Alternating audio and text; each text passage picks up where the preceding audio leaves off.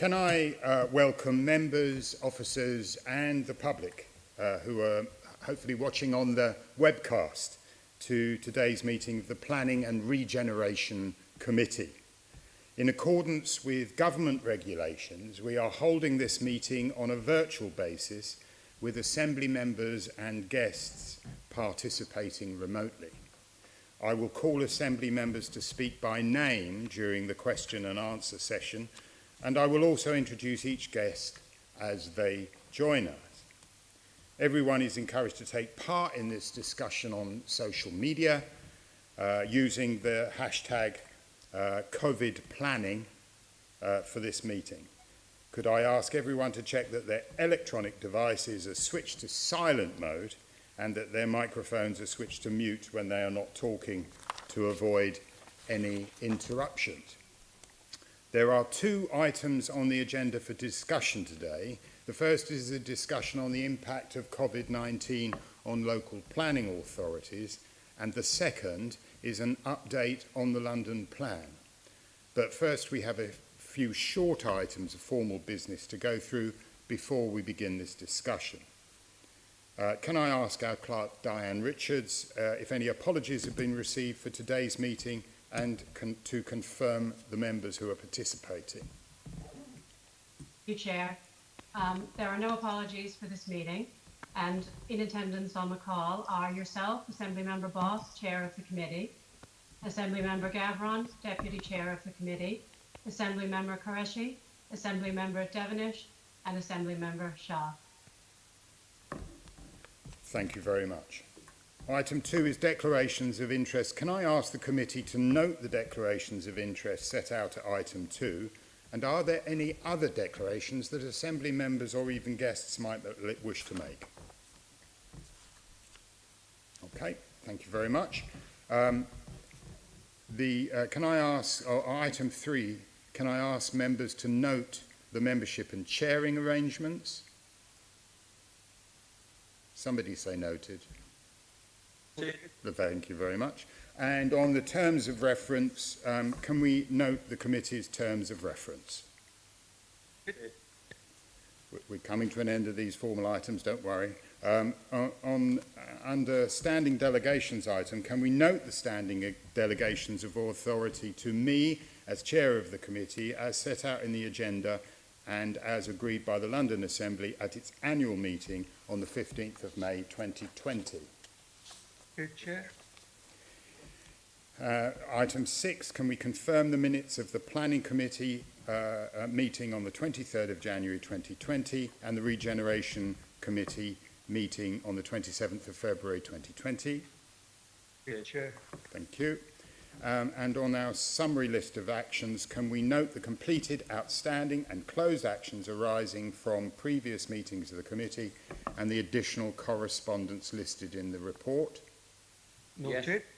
And can we also note the response from the Ministry of Housing for Housing Communities and Local Government in regards to the letter sent by the Planning Committee on the topic of permitted development rights? Check. Item 8, can we note the action taken by the Chairman of the Regeneration Committee under Delegated Authority in consultation with the Deputy Chair to agree the committee's output from the discussion on public land disposal at the committee meeting held on the 9th of October 2019? And can we also note the actions taken by the Chair of the Planning Committee under the Delegated Authority following consultation with party group lead members to agree the committee's outputs from the discussions on the London plan at committee meeting held on the 23rd of January, permitted development rights at the committee meeting held on the 18th of September, and the neighbourhood planning and London communities at the committee meeting held on the 25th of May 2019. Yeah. I know it's the last one, anyway. Response, and the item 9 is, can I ask the committee to note the response from the Deputy Mayor for Planning, Regeneration and Skills on behalf of the Mayor for London to the Planning Committee's output on planning decisions of potential strategic importance? Yes. Thank you. Let's now get on to the item 10, the main order of business. This discussion is about the impact of the COVID-19 crisis on local planning authorities. And can I welcome for this session our guests? And those are Bethany Cullen, Head of Development Management at the London Borough of Camden, Peter Eversden, Chairman of the London Forum of Amenity and Civil Societies, Victoria Hills, the Chief Executive of the Royal Town Planning Institute, and James Fennell, who's the Chief Executive of Lichfields. So welcome to the meeting, and if I can start with the very first question of this session.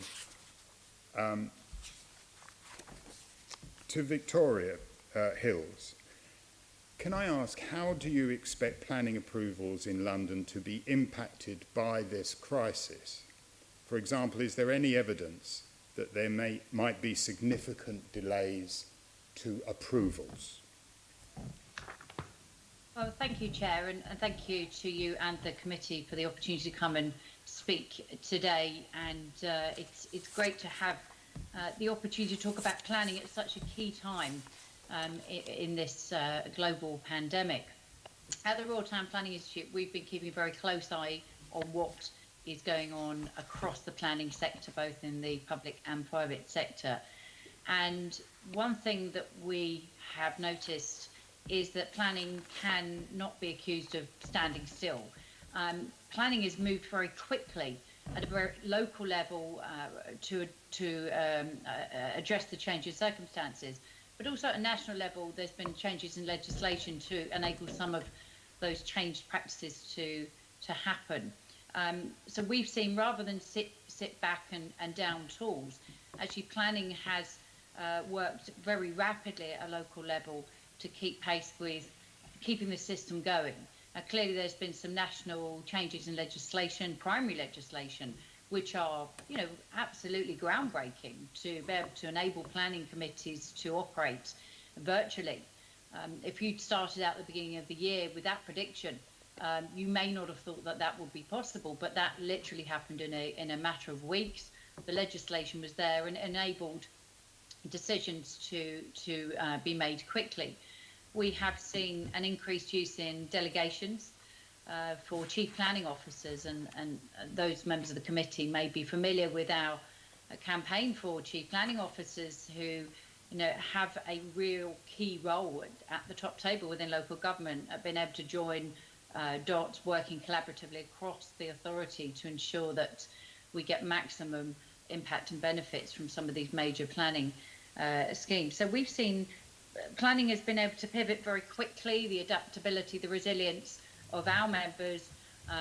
We know this through a survey we undertook in March and April. We heard from 1,000 of them, and they gave us some really good examples of, within London, but also nationally. I know today we're talking about London, where, moved at pace. So Waltham Forest, Hackney, who you've got here today, Redbridge, Ealing, many local authorities, Haringey, Tower Hamlets. Some of them were better prepared. If you look at Tower Hamlets, they'd already moved all of their case systems digitally back in January. But this meant they were able to effectively move to a virtual operation. So I think we've been incredibly impressed with the adaptability, the ability of planning to keep up with pace and transform very quickly to ensure that the process of planning and everything that goes with that, the development sector, doesn't dry up, and that you keep the system going. So there has been a lot of change to practices, and I'm sure we'll come on to some of that. But we have certainly noticed that planning has looked, pretty solid during this period of time. The resilience of planners to respond with these extraordinary circumstances has been very impressive. So I think no one can say planning is sat still during this period.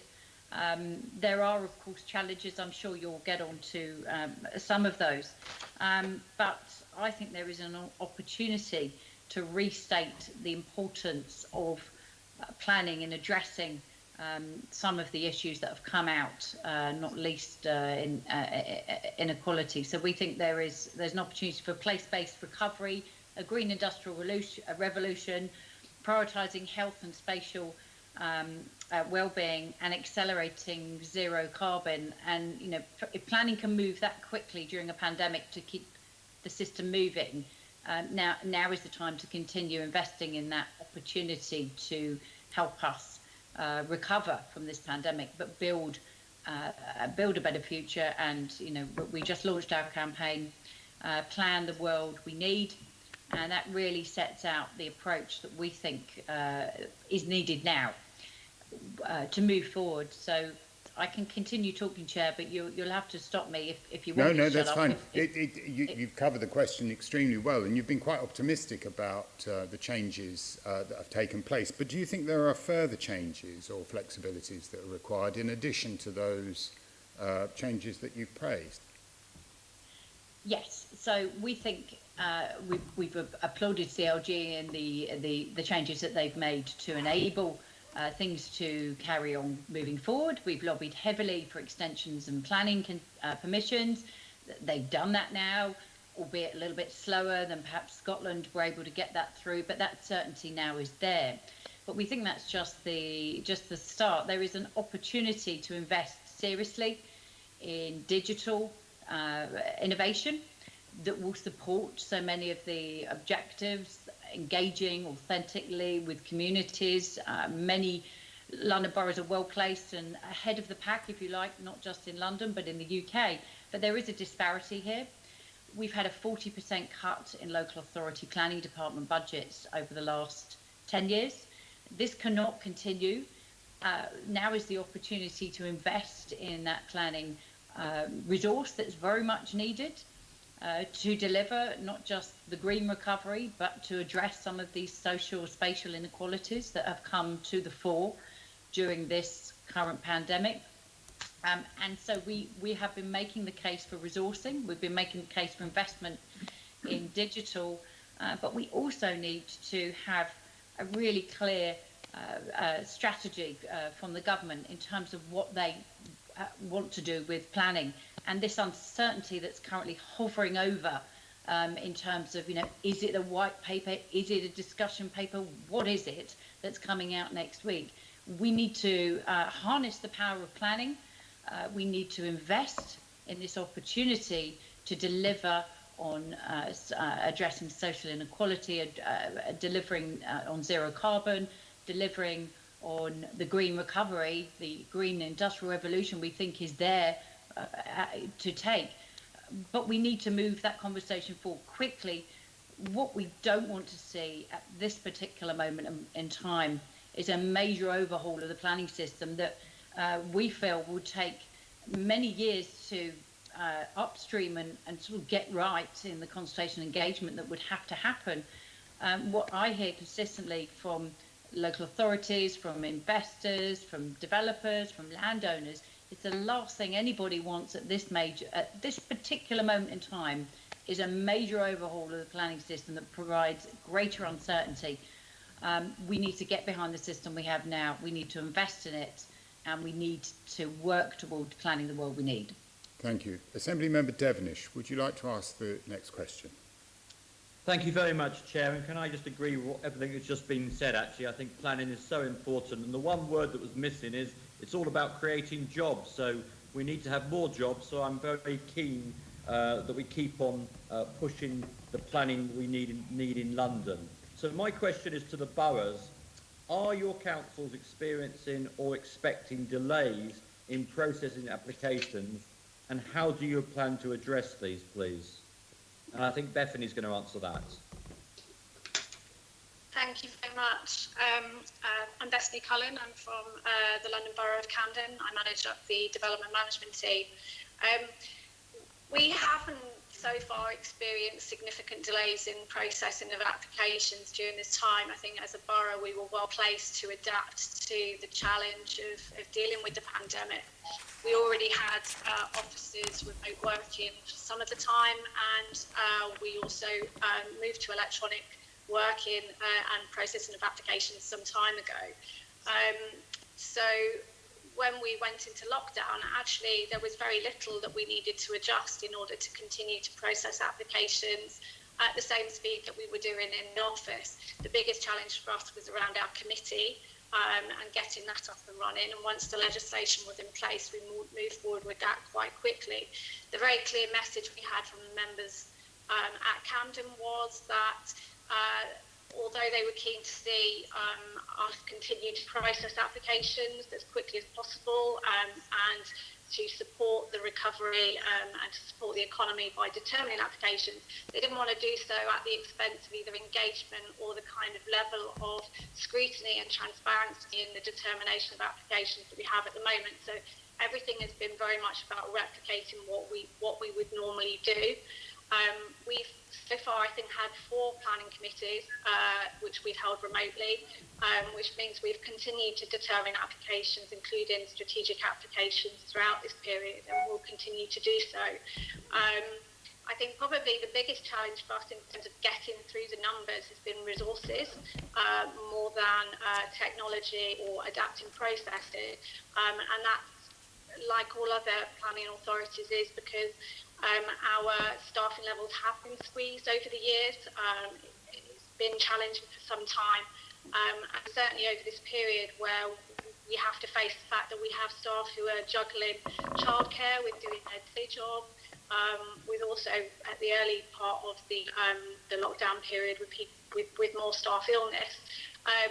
It's just trying to sort of get through that with less people to do it and less time. But I think generally we've held up quite well. A number of decisions has remained pretty steady. The number of applications coming in has obviously dropped off slightly, so that has assisted to a degree. I think sort of one of the things we've been focusing on over the last sort of month or so, when the lockdown happened, we decided that at that point the members of the general public didn't need to and probably didn't want to be engaged on sort of pre-application discussions on large strategic applications. So at that point we did pause things slightly. Once the relaxations happened and we're sort of approaching a new normal, realising that we're not going to be able to hold public events for some time, we have recommenced work on engaging with communities on pre-application discussions. So that's been, it's a start of a long journey for us, actually, I think, and we are trying to recreate what we achieve in a public meeting to understand how communities feel about very large-scale development proposals in their area. And I think it's a really challenging thing to do, to have that same, to get that same feedback from them.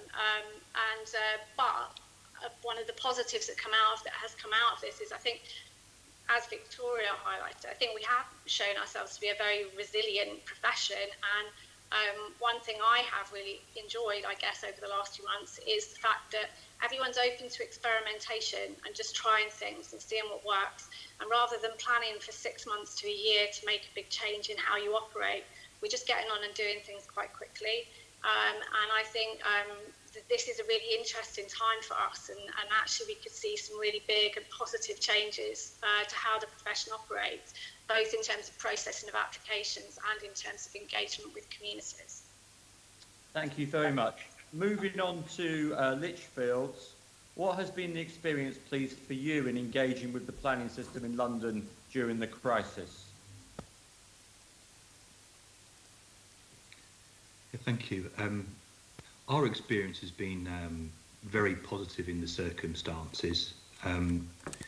We anticipated at the start of lockdown that there would be some delays, and that was obviously a cause of concern to clients.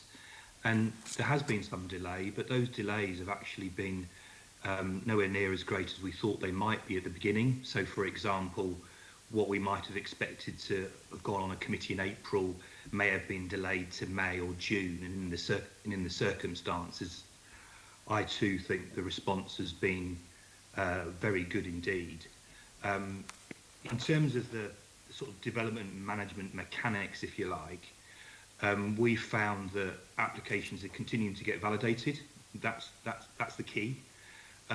We found that all the authorities we've dealt with in London are doing pre-apps and doing them very effectively. If anything, we think there might be an improvement in pre-apps, possibly because there's slightly less work to do, and also I think it's made meetings easier to convene.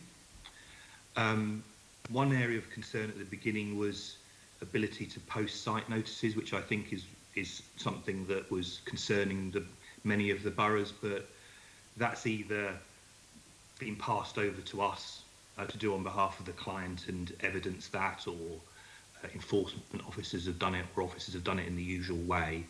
So I think our experience is that the London boroughs have been very proactive and very positive at a time of stress and need.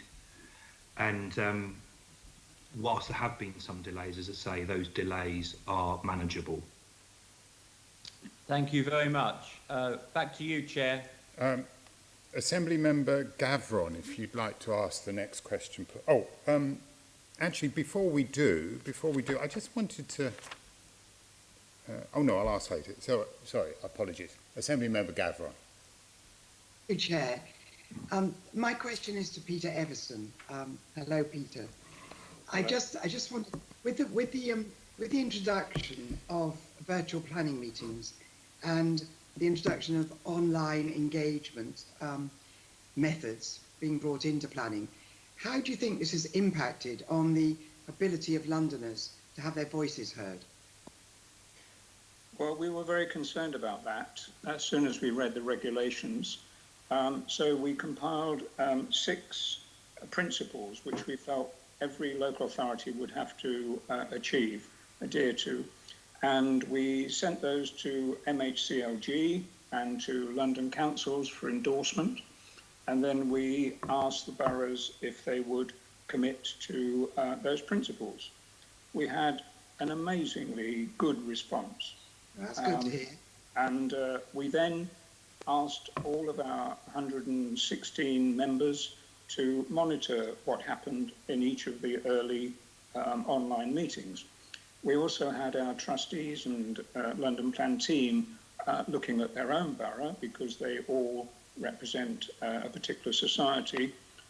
Some of them were looking at 2 or even 3 boroughs because of the stupid way that the division between boroughs is carried out, like the A5 road dividing towns and communities completely.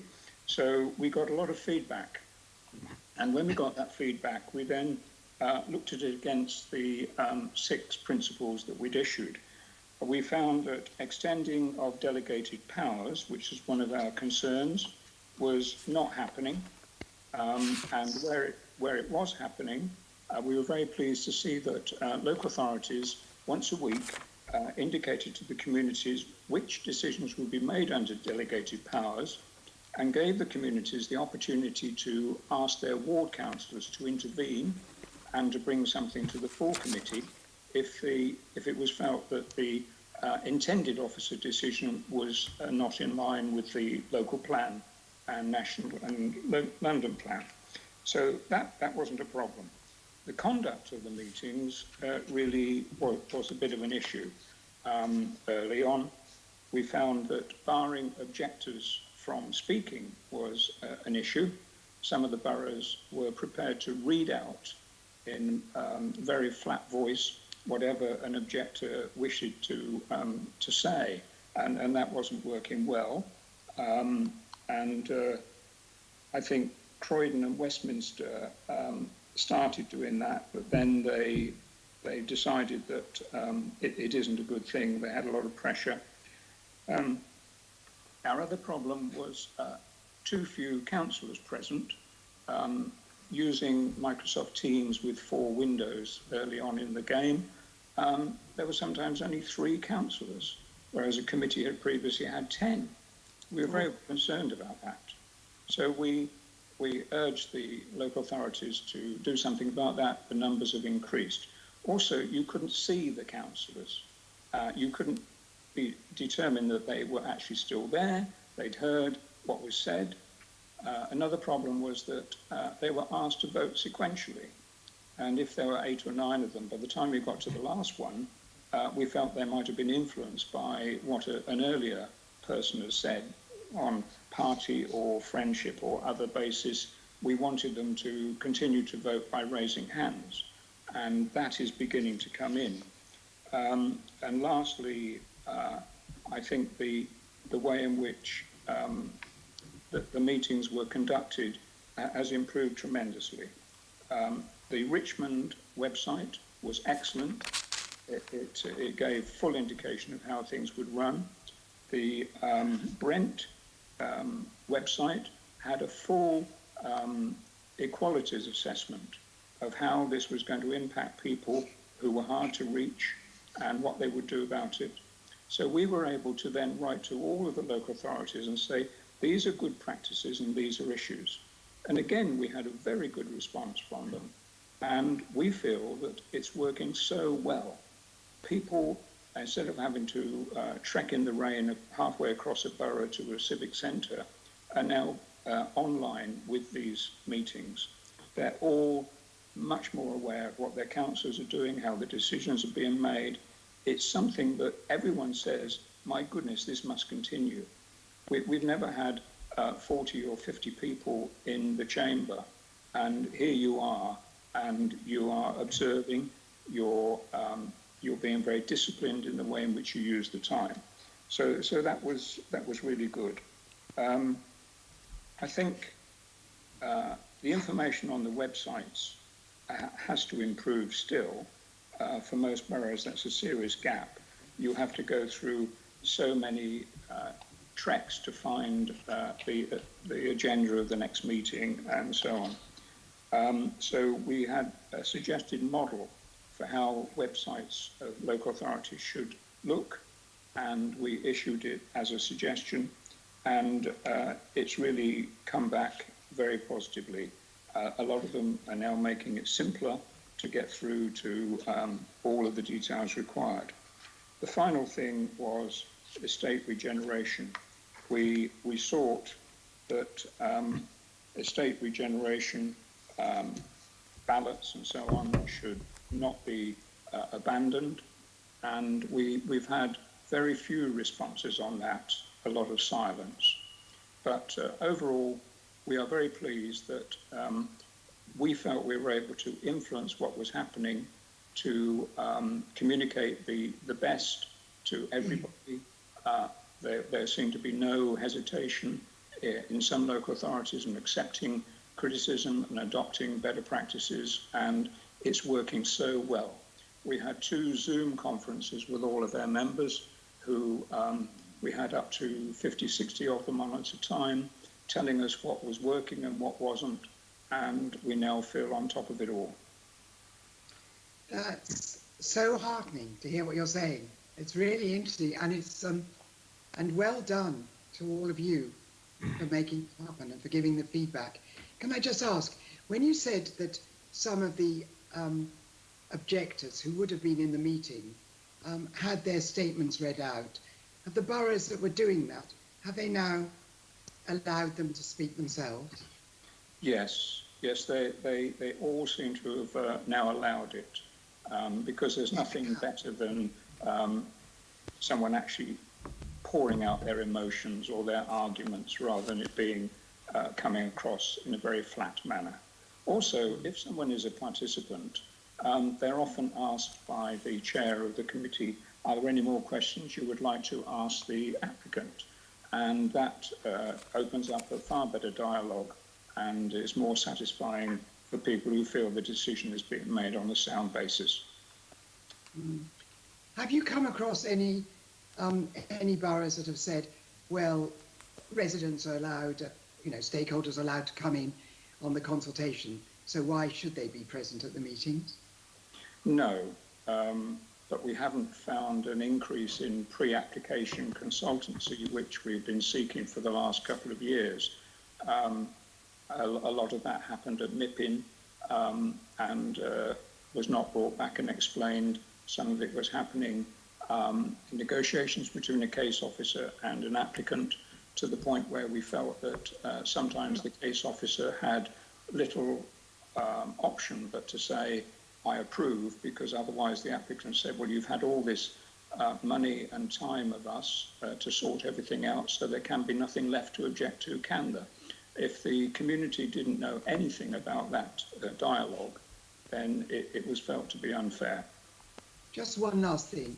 Do you think that communities, I mean, I know there's a huge proportion are delegated these days, and I do sometimes wonder on what criteria they're delegated as opposed to being heard in committee. And I do wonder whether the right range of people who might be affected by an application are really told about it, or whether it's left to them to just read a bit of paper flopping about on the lamppost. A lot of the things that are delegated because they're within the guidelines that the boroughs have published to do with rear extensions, any building within a garden, and upward extensions with the dormer windows and so on. Sure. And a lot of the areas are covered by Article 4 directions, and there are listed buildings that determine what views have to be protected. So a lot of it is done on a fair basis.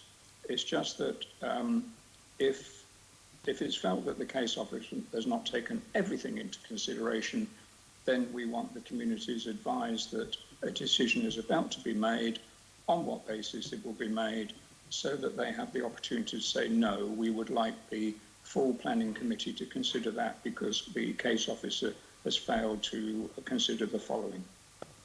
And how are they supposed to know about that? Only through the website? No, the boroughs that are doing it well issue every Friday a notification to all people on the statement of community involvement registered as amenity resident and civic groups, and that is the method that works well. Otherwise, yes, you're right, they would have to find it out, and that is not always easy, but we're trying to help the boroughs improve their websites for those who don't publish them. I understand. Thank you. Okay, thank you. Thank you very much. Thank you, Chair. Thank you, Assemblymember Gavron. Just to say to Peter Everson, it's a shame that it took a pandemic to increase the participation, really, isn't it? It sounds quite positive. Assemblymember Shah, your next question has largely been answered, but do ask it, please. You're on mute. Yeah, thank you, Chair. Good morning. My question is to all three our guests. It is about delegation schemes. The question is, councils have the option to increase delegation to help progress applications during the crisis. To your knowledge, are any local planning authorities in London using increased delegation powers? Are there any risks with this approach? Can we start with Victoria, because I believe RTPI have conducted a survey of both private and public sector practitioners, which has come out overwhelmingly in support of this, in terms of increasing delegation powers to officers, which is kind of expected outcome. Would you like to say more about this, and from your experience and survey, what you think about it? Well, thank you very much for the question, Assembly Member Shah, and it's nice to see you.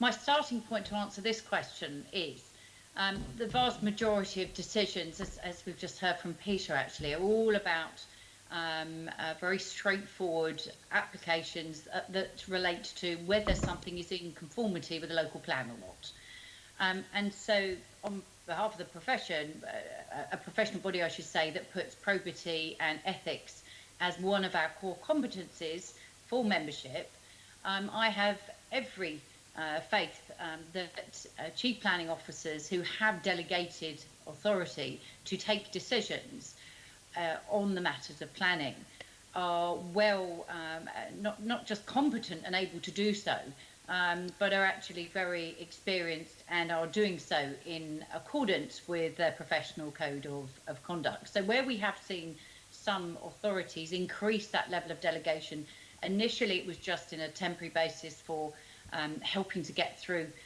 whilst the arrangements for committees were being set up, but in other areas it's stuck around longer.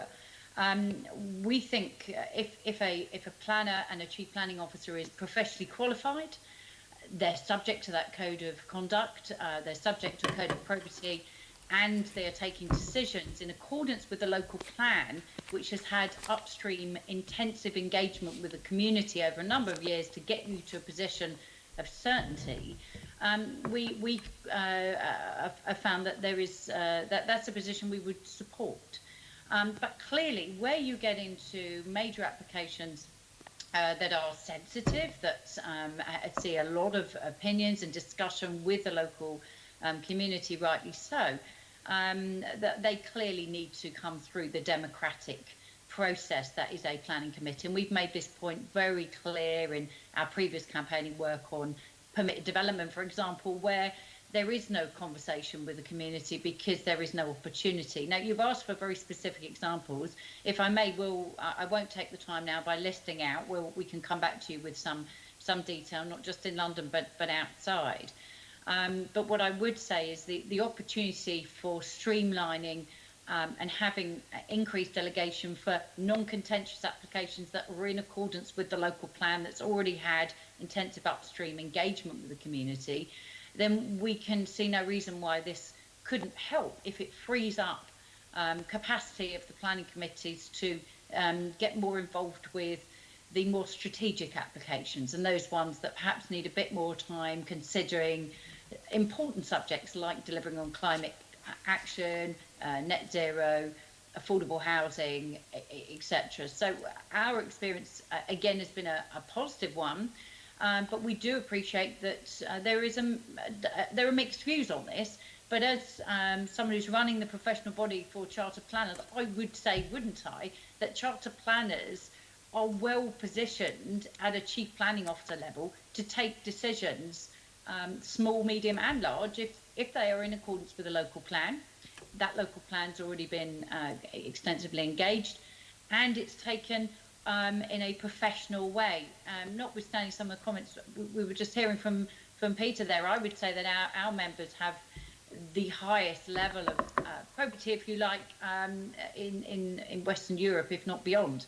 It's a high bar, and we take professional competencies extremely seriously, and we have a whole process associated with that. So, that would be my starting point. But more than happy to get some more detailed examples back to you, Assembly Member Shah, if that would help.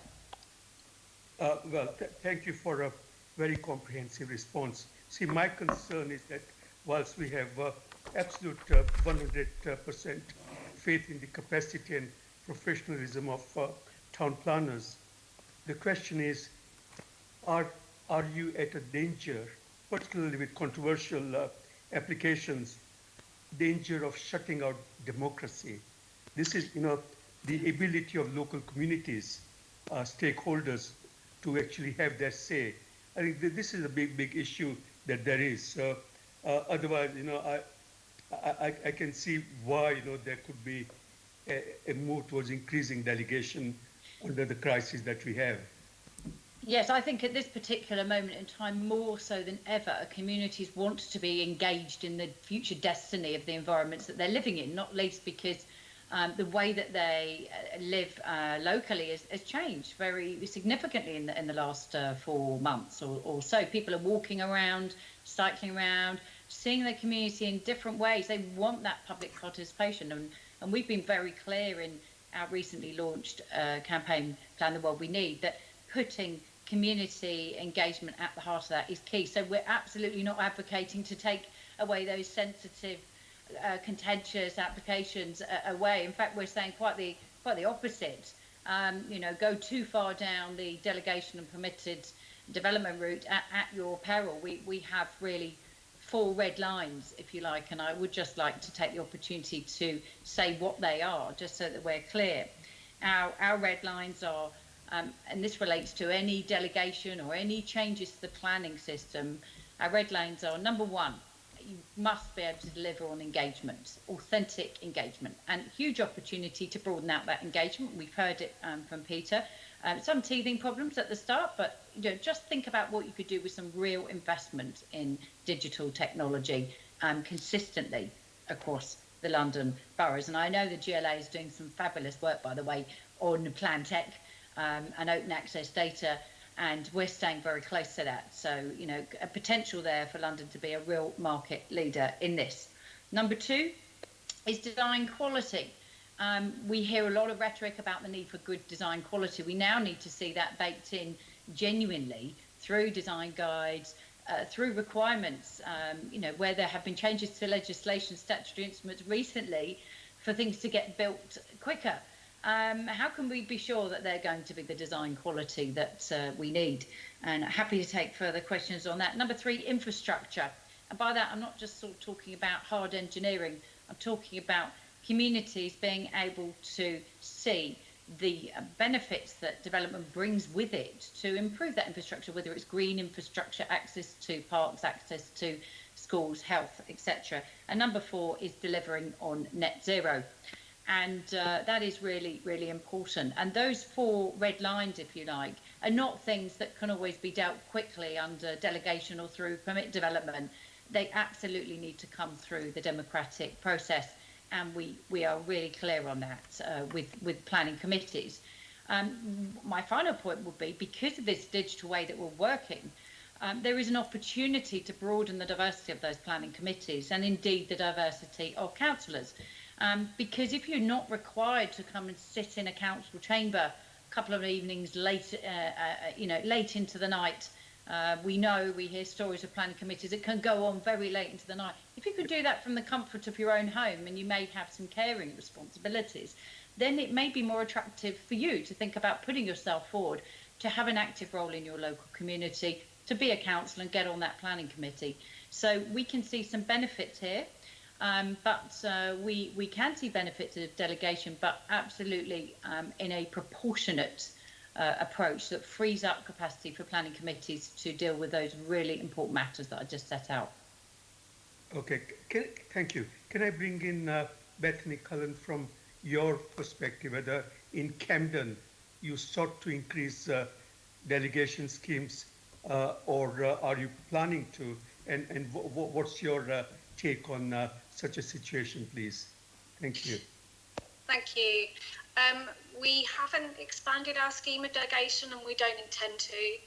It was very important to our members right from the outset of the pandemic that we wouldn't be taken away from the role of the planning committee and agreeing more applications at officer level. I think at Camden at the moment we strike the right balance between ensuring we have that political oversight of the largest, the most controversial schemes, and still with a significant proportion of applications coming through at officer level, which I think you need to be able to do, because otherwise your planning committee would be so clogged down with applications, it would take so long to get through the process.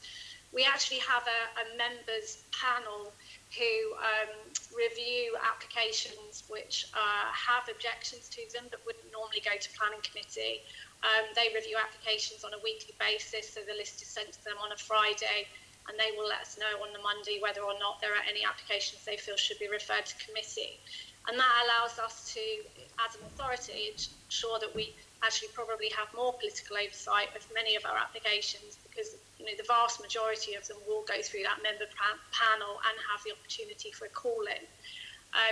To me, I don't think the scheme of delegation is the biggest threat to the democratic process. I think, as Victoria's hinted at, the extension of permitted development rights is probably far more worrying. In terms of the ability of local communities to be engaged and to shape their areas. And like Victoria, I think the community involvement in the planning process, both at pre-application and application, is just so important in terms of getting schemes which respond to the community's needs.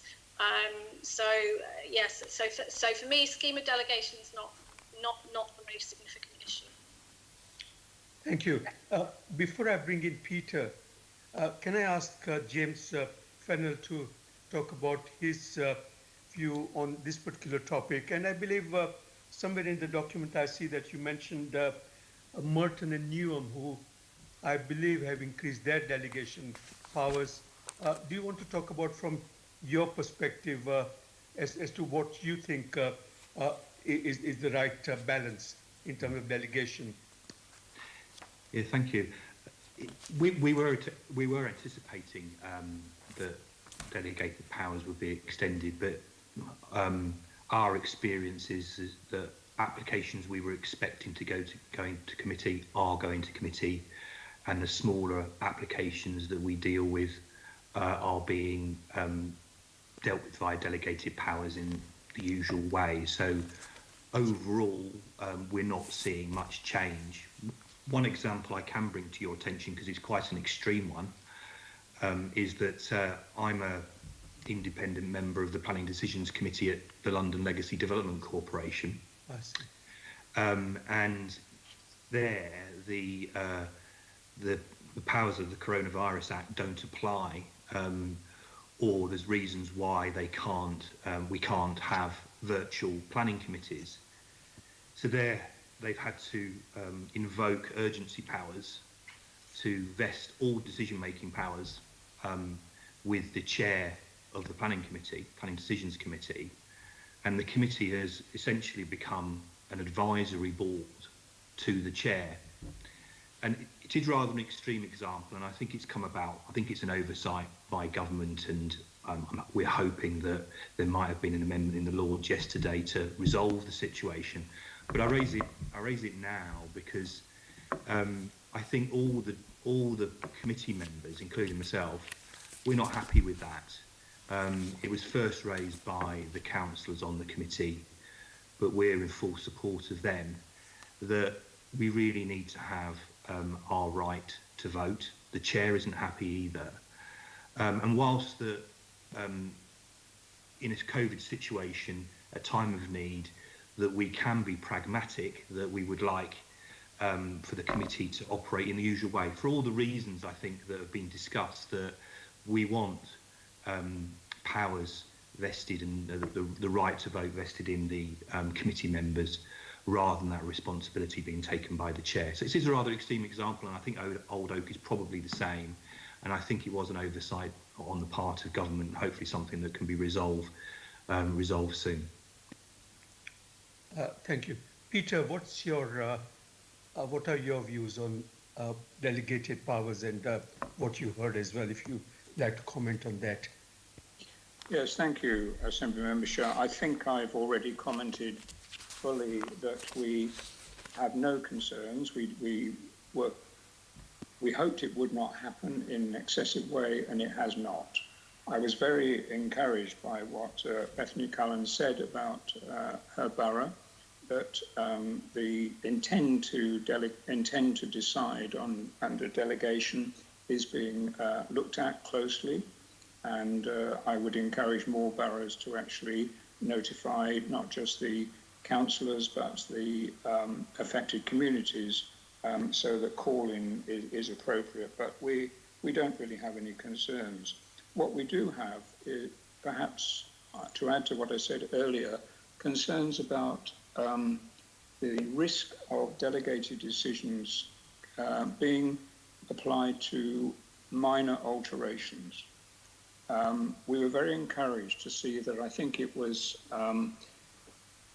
two boroughs, Enfield and Haringey, had forced minor alterations to the full committee because they weren't minor at all. The definition is very vague, and if they are actually affecting the design, as one of them did, it increased the heights of buildings. That's hardly a minor alteration. Another tried to escape from approved obligations. Again, that's not minor at all. And we're very pleased that boroughs are catching those and not letting them go through under delegated powers. The other thing is that we want the applications to be as good as they can be.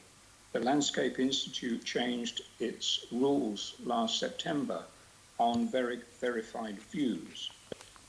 all these applications that we've seen for years with verified views taken with a 28mm lens, so that the tall, bulky building looks as quite tiny, has now been banned.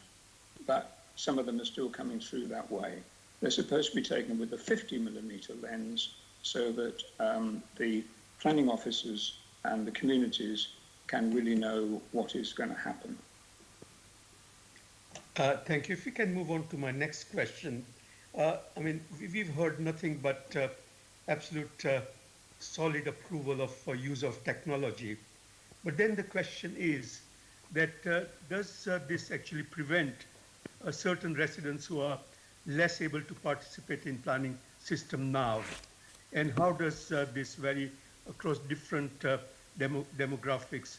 For example, have you seen new groups of people participating now that things have moved on to a virtual environment, virtual mode of meetings? Can we start with Bethany from your experience, whether does this sort of help people of certain demographics and discriminate against others? I think it's a really interesting question, and perhaps we don't know the answer fully to it at the moment. I mean, I guess the suspicion is that, you know, the use of more technology potentially widens the number of people that may engage with the planning process. So people that perhaps didn't turn up to public events to hear about pre-application discussions may feel quite happy to go online and have a look at a proposal and participate in an online event. But then there are obviously those people who would attend a public event who may be less comfortable or less familiar with using technology. So I think, you know, certainly in terms of our applications, we're consulting in exactly the same way as we always have done. So we use site notices and press notices, which means that those people that perhaps aren't as able or to use the technology can still find out about applications. But we also have an e-alert system. That means you can sign up and find out about any applications that come forward in your area. And we introduced that a number of years ago, and that has broadened the type of people, the range of people that perhaps get involved in planning. We do have a lot of local groups in Camden who are really engaged with the process, and we will hear from on most applications. But what's interesting is that over time, actually, it's widened out, and we're getting new people involved and hearing different views, and I think that's really important. But I do think, you know, going forward, certainly in terms of pre-app, we've done one virtual development management forum. Now that's where, for us, where a developer presents their scheme to a community, and as a borough, we're there to facilitate. So we don't offer an opinion about the scheme, but we're there to listen, so we can hear firsthand from residents what they think. Now, in a public meeting, you sense a lot, not just from what people are saying, but how they're saying it, the tone of their voice, the body language, the number of people in the room. And when you're doing that in a virtual setting and the questions are coming in written down online rather than being spoken out, and they have to be read by a chair, it can often be quite difficult to capture the feeling of local communities. And so that's something we need to experiment with further to see if there's a better way, perhaps, of fully understanding how people feel about schemes. But I think, you know, we do need to be aware that not everyone is either able or willing to participate in online. So it's great we move forward and use new technology and see if we can use that to engage more widely, but we also need to make sure that we're not at risk of digital exclusion and that we're thinking about how we include those people that can't participate in that way.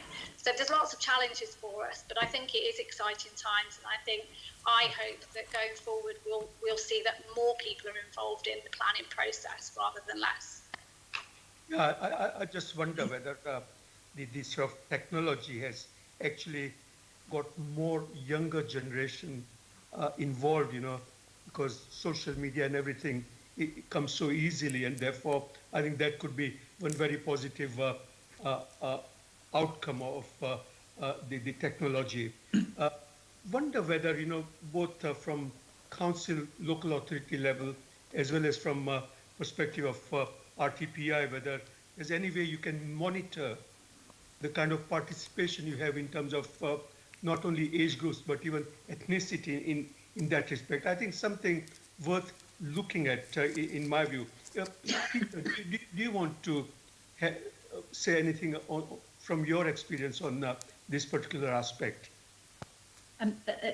Yes, on behalf of the RTPI, what I would have start answering that question by looking at who was engaging in the planning process pre-pandemic.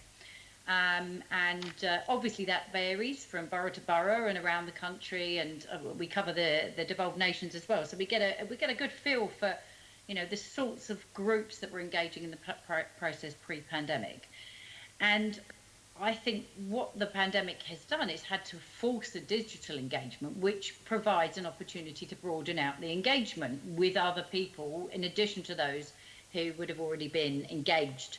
For example, they're on the radar because they're signed up through the Statement of Community Involvement. So lots of people who weren't on the radar, who perhaps weren't engaged at all in planning, have now seen lots more talk of planning, or are aware of planning. I mean, a couple of weeks ago, it was in the national media daily. And they're thinking about, it was mentioned earlier, they're thinking about jobs, and they're thinking about homes, and they're thinking about their future, and they're thinking about what does the future hold for me post-pandemic. And so there is an opportunity to engage some of those people in planning through digital. Where I think we'll get to is a blended approach, which sees to engage everybody, because clearly it doesn't suit everybody to be engaged in a digital way, and we all have ways of processing and engaging with information. Some of us are introverts, some of us are extroverts, and we all have different ways of processing information. We need that blended approach going forward. What the pandemic has given us is this opportunity now to explore what that blended approach looks like. With the in-person engagement, I've stood and done plenty of in-person Saturday afternoon engaging around a display, and that is, as Bethany says, that's the time when you really get under the bonnet of what's going on in the local area, and you wouldn't get that perhaps in a digital conference. But that doesn't suit everybody, because anybody perhaps with a busy working life or caring life may not have the time to drop in physically at a meeting on a Saturday afternoon or a Wednesday evening. So there is an opportunity to ensure that we broaden the engagement across a greater diversity of groups. And at the RTPI, we've made it a personal pledge that the planning profession needs to be as representative as the communities it represents. And that means involving everybody in the conversation about homes, about jobs, about energy, about tackling climate change. And has everybody been engaged in a representative way to date? Well, if the demographics of the planning profession are anything to go by, would say no, we're not as representative as the communities that we represent. But my goodness, we're putting in an action plan now to ensure that we address that. So I think moving forward, that blended approach, taking the tech tools that are there. I loved Peter's reference to the lens size, because it is really important, but the future opportunities with authentic sort of visualization of not just virtual reality, but augmented reality, and being able to bring that augmented reality into your living room and think, hang on a moment, that's how the building's going to look and feel next door or over the road. Being able to walk around it, being able to visualize permissions. I think it's a really important opportunity. We've said very clearly to the government, you've got to help local authorities invest in this. They've done a fantastic job with the limited resources they have, but we really need to open access to this data now. We need to make it available to everybody so that they can be engaged. So I think there's no silver bullet here, but I don't think we should go back to exactly how we were before. I think we take the best of what we've learned, we blend it future going forward, we invest in it, and that's what we need to do. Yeah, I'm mindful about time, so question I have, the next question, if everyone can, if you feel write in your response, we'd be very much grateful. The question is simply kind of sweeping up the conversation we had, which is asking you whether what more can be done to modify the approach for greater and better community engagement during the crisis. So what more can be done? Thank you, Chair. I'm done on that. Thank you very much, Assembly Member Shah. And of course, if any of the guests do want to write to us afterwards with any of the points that they would like to have raised and perhaps didn't have the opportunity, we'd welcome that. Assembly Member Devenish, if you could ask the next question. Well, I was going to do the same, Chair, mindful of time, and I think it's a very important question that perhaps we could reflect and ask for a detailed written answer, particularly from Peter, but from the rest. So my question is, what do you think developers and councils could do to ensure that people with less access to technology, Peter well knows that we're referring to a lot of my residents who are, you know, my mother's generation of, remember World War II, but also people, not everybody younger has an iPhone. It's a bit of a myth that everybody has an iPhone. So how can we use less access to technology to contribute to planning consultation as the process shifts to one of relying more on virtual engagement? And perhaps if the Chair wants, we could ask for written answers on that, because I think we have covered quite a lot of it during this discussion, but I'd love a detailed written answer that we can reflect on, please, and I will be quiet. That's so uncharacteristic of you, Assembly Member Peter, you write Devenish. to us? Yes, certainly. I think the curiosity during the lockdown of people at home, what's going on, has improved the situation, because our societies are getting residents say to them, we haven't heard anything. What happens? Oh, there's the new method. Well, teach me. Show me how. I've never done this stuff, but I'm locked at home with people who do know how to use a thing called a computer. Let me get online. And these are some of the people who used to go to the library in order to have a technician put them online. And it's the only chance they had. Now, of course, that hasn't been available, but they'll go back to that. They'll learn from their peers and the family in the home. And more people will become capable. But I did say earlier the Brent Equalities Assessment was very important, and I hope other boroughs do that very well. Thank you, and thank you, Chair. Thank you, Assembly Member Devenish. I must admit, I've never talked to my family so much as since the pandemic. That's some of the downsides of the pandemic. Anyway,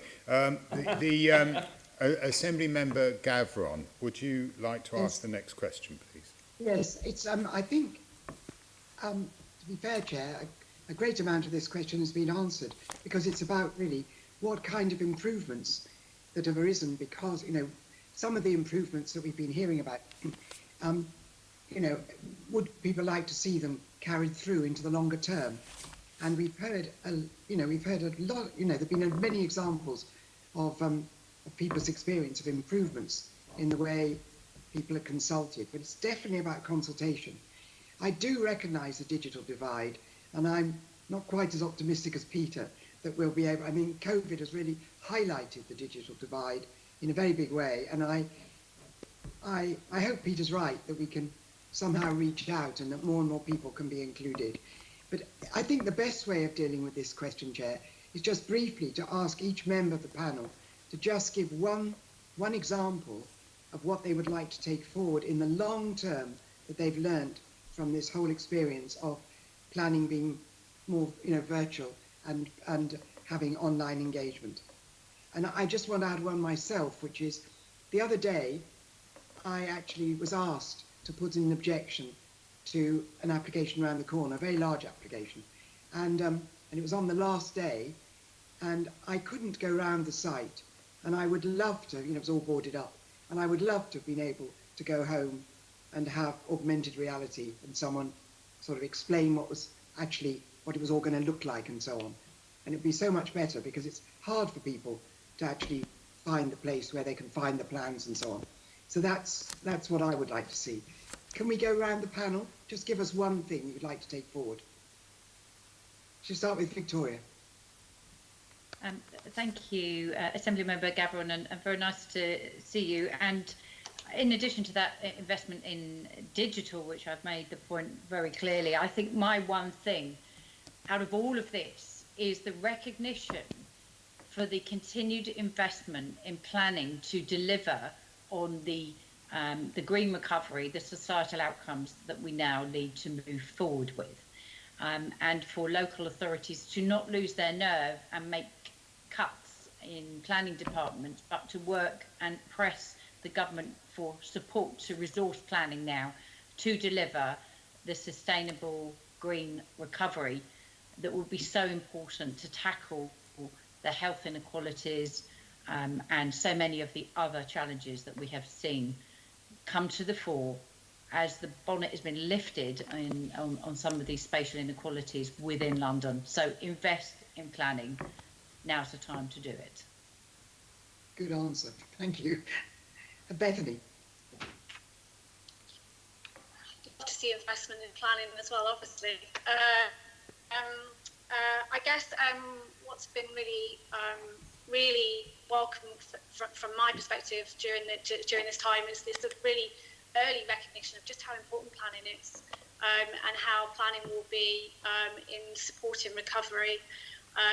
Is the vehicle to provide new jobs, new homes, and a strong vehicle for addressing some of the significant issues of inequality that we have in the country. So again, yes, it's about investment in planning, but I feel like the last few months have made us focus a lot more about that being driven by communities and about how to have effective community participation in planning. So I'd like to see some of the experimentation we've done so far continue, for us to think much further about how we can reach a wider audience and get people involved in shaping their future. Thank you for that. James?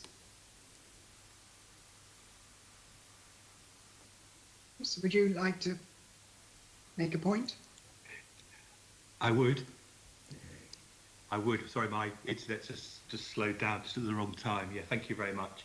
On a similar vein, really, I think that planning has been a really easy target of criticism by government, going back to it being referred to as the drag anchor in 2010, something that's annoyed me greatly ever since. And we've got a bit of that rhetoric again about dragging things back. And I think what COVID's shown is that how planners and planning has mobilised at a time of need. And it's, to be honest with you, it's been absolutely fantastic. We're laughing and joking with officers again. We're all working hard. We've all got a common purpose. And planning can't be criticised in the way that it continues to be, because it's an integral part of the answer. So I would like the government and all of us to grab hold of that positivity and take it forward as we embark on planning reform, which I suspect we're going to talk about in a minute. So that's my takeaway. Thank you. And Peter? It's very difficult to pick out one thing, but I think the thing that I've liked out of these online meetings is that our members are beginning to understand more about planning because they're seeing it happen. Many more people are watching it, but also they're looking at their councillors and they're then thinking, I'm going to take something up with them afterwards about this, or why did anyone vote for that person? I think the understanding between communities and their representatives is going to be improved by this online process, because it's awakened people's attention to how does it all work? What are these planners all about? How can I help them to plan better locally to get what we want rather than what the developers push at us? Thank you. Can I just ask one follow-up to that? Are the meetings that you've experienced webcast, as ours are, the GLAs are, because you can go back and watch a GLA meeting? Can you go back and watch a planning committee if you're not watching it in real time? About half of them are putting them on YouTube, so they are there. Would you advise for all of them? I don't quite know which is the best way of doing it. I think YouTube has become popular, and it would more younger people would be more likely to dial in and have a look. And also you can skip all the bits that you couldn't be bothered to sit through if you saw it originally, because it's not in your patch, that particular application. So people could be much more efficient in their use of time by catching up afterwards. But they would see what happened in the area they lived in. Can I just ask, sorry for my ignorance, does that mean the other half are done in some other technical method, or they're just not done at all? They're not, you can't go back and watch them. I would have to go back to our last Zoom conference and pull out bits and answer that later. I think it's a good question. One of the things you might put to the other planning committees and councils. Thank you very much. Thank you, panel. Thank you for that, Assembly Member Gavron. Just in response to Peter Everston as to why did they vote for this person? Often they didn't know they had, and so that's that. I just as a follow up to that. I would just like to say there that too often people have never known who they were voting for. No, they don't. Now they're beginning to see who it is and how they behave, how they link with their colleagues, what their whole attitude is to the professionalism they should be carrying forward. Yeah, it's rather frightening if you're an elected member. Can I just ask one thing? I perhaps you did touch on it, and I may have missed it. But have site visits been possible over this period, and how difficult have those been to organise? Is that a question to me? Yeah, Peter, let's start with you. Somebody might want to come in, I don't know, perhaps Bethany. We've offered to do site visits where local authorities would like us to take photographs and to make it clear what we think are the local protected views or things to be taken into consideration, or where there are known deficiencies in the infrastructure. You can't get an appointment in a doctor's surgery in under 10 weeks, things like that. Or site visit is important from the point of view of the visual impact of a development, but communities will also include not only photographs of things they think must go right, but their views on how that development would impact locally. I think the move towards View City 3D modelling is so important, and the City of London is doing it very well. It means that the councillors and the officers have the right technology to look at these things and decide whether that's going to be acceptable. And has anybody else got experience of these site visits during the lockdown? I can come in there. I mean, we obviously weren't able to do site visits during lockdown, and that did present a challenge for all of our officers, because it's an important element really of assessing an application. So we have sought to rely on technology, and it's amazing what you can do with Street View and aerial photos, and applicants and objectors have been really good at sending in photographs to help us better understand sites. We've also done sort of live walkarounds via Zoom, so people can see the site on a video. We have started going back onto site very recently, but it is very challenging. It's about not just protecting staff, but also our residents as well, and we wouldn't want to be putting anyone at risk. So we do have to do a risk assessment for each site visit that's happening to make sure that the officers it's appropriate for the officer to attend. But we are only doing them where they're essential. I think that the biggest struggle has been with listed buildings, actually, because that's where you really do need to sort of be able to walk around and feel the fabric.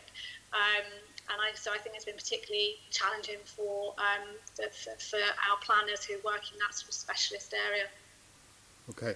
I mean, we're at a time, there are some controversial planning applications going through at the moment. I'm thinking particularly of the TfL's plan to build on station car parks at Stanmore, Cannons Park, Rayners Lane, Cockfosters, High Barnet. These are very controversial applications. Do you think the boroughs have the capacity to engage with local communities to respond to these applications at the moment?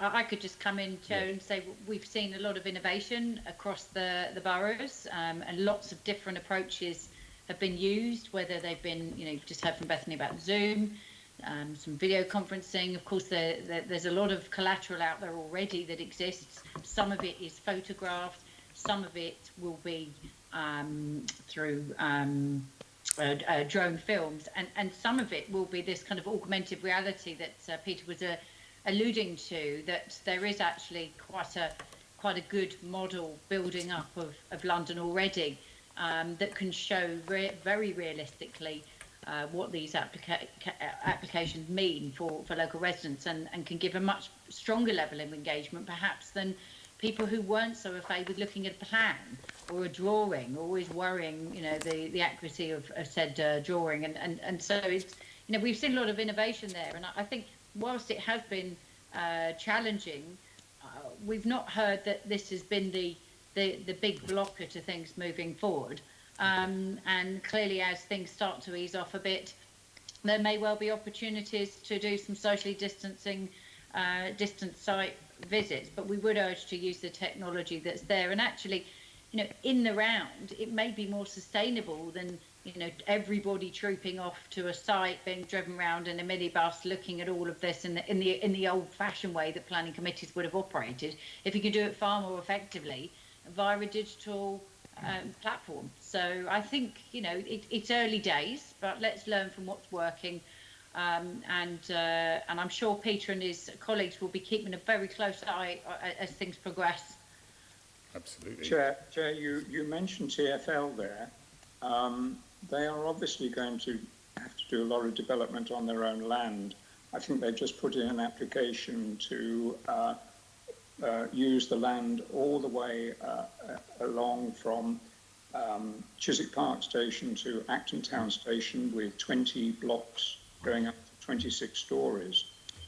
The concern there is, are we going to get the kind of housing that we need? Or are we going to get the kind of housing that funds TfL's budget, which has been badly hit? Well, that's probably for another meeting, and you probably know my views on that. So let us move on. Assembly Member Qureshi, if you could ask the next two questions. Thank you, Chair. And I'm going to move the meeting into the whole area of community infrastructure levy and Section 106 payments. Can I first begin by asking a question to our panel from Lynchfield's James Furnell. The government proposed to make changes to allow deferrals of SIL payments for small and medium-sized developers, and it's encouraging local planning authorities also to allow deferment of Section 106 payments. If these options were taken up, do you think it will make a significant difference to those developers, allowing them to possibly contribute by bringing new sites forward? Yes, I do think it will make a significant difference to those who do take it up. I'm aware in our business in London of two such examples, one in Camden, funnily enough. I don't think it will necessarily be as taken up as widely as the government might think, but I think in the circumstances that it is, it could be very helpful, and it's welcomed by the development industry. Okay, I hear that loud and clear. But I mean, is there how are we defining what is a small, medium-sized developer as opposed to one of the big players? I mean, is that an issue of contention amongst developers? Well, we hadn't anticipated that it would be limited to small and medium-scale enterprises, and had hoped that I think a lot of our clients had hoped that it would be more widely available. But clearly, that's how the government have placed it, and you've got to meet their criteria. So that's why I think it will be of more limited applicability than it might have otherwise been if it appealed across the market as a whole. I think in terms of the Section 106 side of things, I think the government there are relying on the fact that variations can be negotiated between local planning authorities and developers, and the sense will prevail in that respect where flexibility is needed.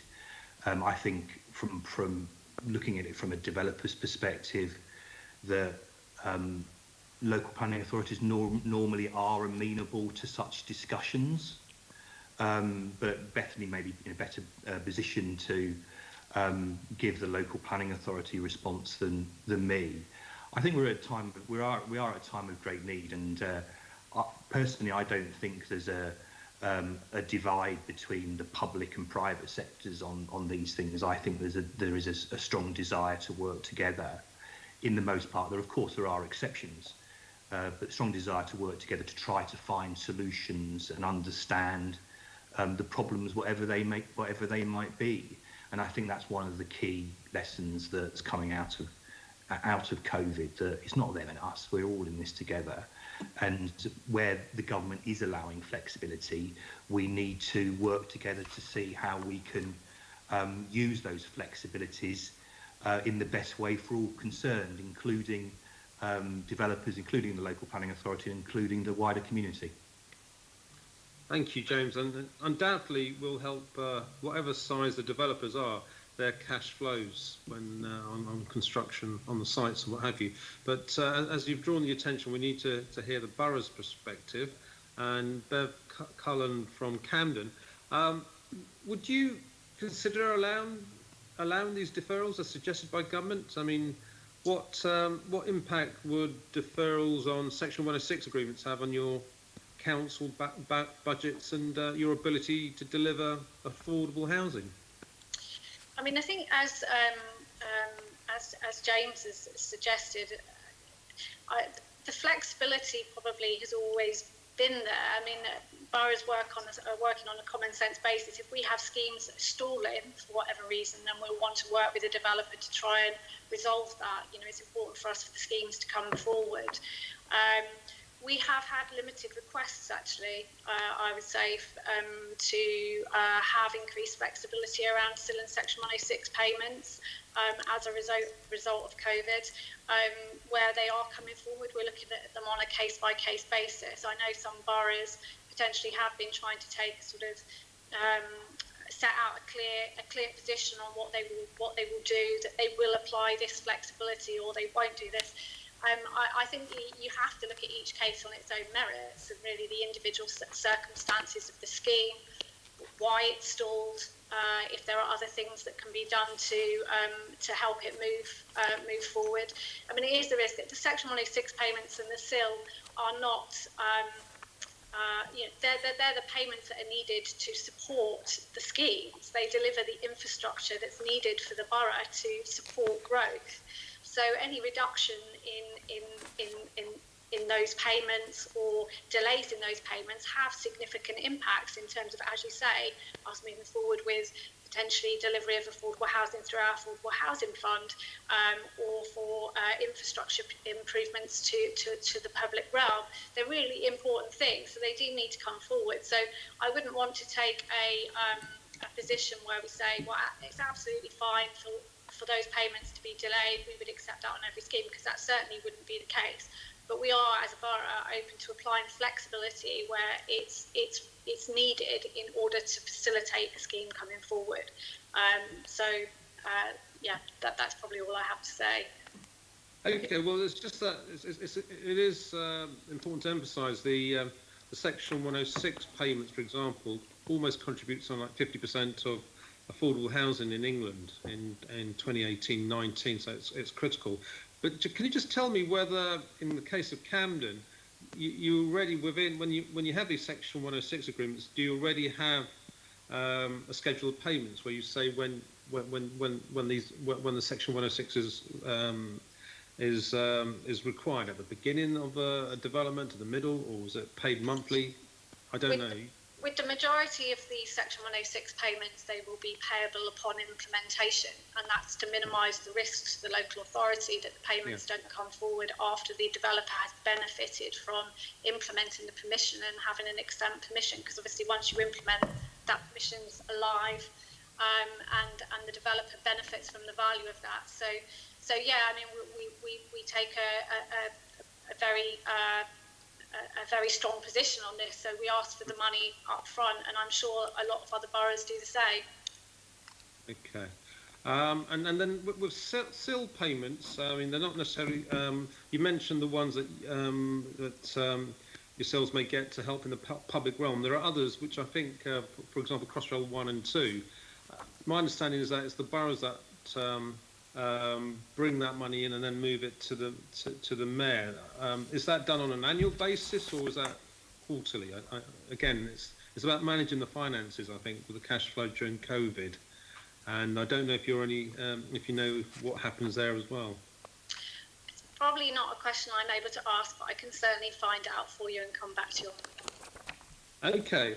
Well, I think we've got the different perspectives there, Chair, on how these deferred payments work to the advantage of developers, all developers, and actually I think both our panels are saying it's touch and go, depends on the case, and they're willing to work with the developers and the boroughs to see what's best for the developments. Absolutely. Thank you very much for that questioning, Assembly Member Qureshi.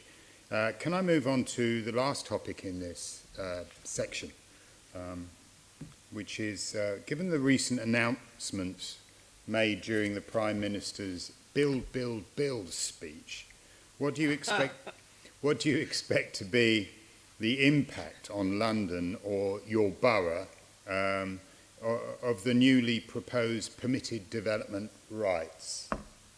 1, 2, 3, go. Who wants to start? Peter. Mr. Everston, sorry. The government commissioned a study of the impact of permitted development conversion of office blocks to hovels. And that study, even though they commissioned it, has never been published. And the author has issued a huge protest in the last week. And we fully support that, because I have photographs and there's a lot of evidence of these office blocks being converted to something which is totally unfit for human habitation. And also, that's got to be understood by the government, because they have to do impact assessments on their policies, and they have not been doing it. And permitted development takes away the right of a local authority and its communities to decide what will happen where. And extending it to use classes where a retail shop that everyone has depended upon in the lockdown become a tattoo parlour tomorrow morning because the owner wishes, and nothing can stop it. This is madness. I just don't understand why the government thinks that top-down dictating is really a reasonable thing to do, when the essence of planning is that the planners in the boroughs, in the local authorities, have to decide what will happen where, in conjunction with their communities, and make that successful. Mr. Fennell, what would your... yeah, we'll go for Mr. Fennell first. Thank you, Chair. The language used by the Prime Minister sort of talked about, I think he used these words or similar: faster, better, greener. It's difficult to argue with that, but I think the key thing with permitted development rights is, what's the price that you pay as a result of going fast or by apparently simplifying the system. And an office to resi is the one where we have the benefit of experience in the aftermath. But the interesting thing about office to resi is that that was an initiative that was pushed by the Treasury, not by MHCLG. And I think when they pushed that initiative, they knew that there would be consequences, but they were determined to deliver more new homes. And the result is that I think some of those homes are actually okay, but a lot of them are not. So therefore, in simplifying the system, there has been consequences. So I think thinking through what the government announced last week is what are those consequences likely to be. But I would say, Chair, that the devil's in the detail.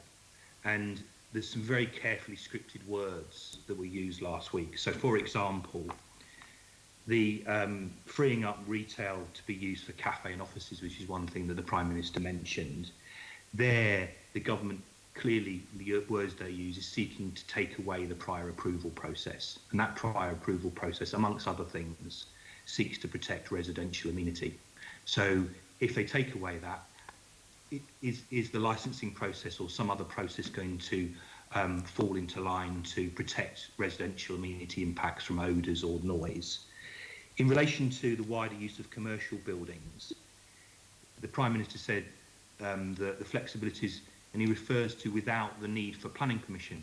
So that suggests to me that there's going to be a prior approval process inserted into that process. So it will be the principle of development will be allowed subject to prior approval of certain technical matters.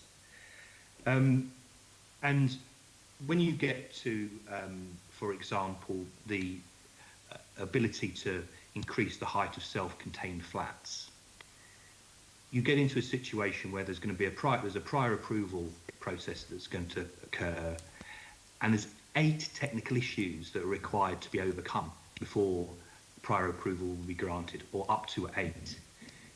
So what you get is a situation whereby, why is that any simpler than submitting a planning application?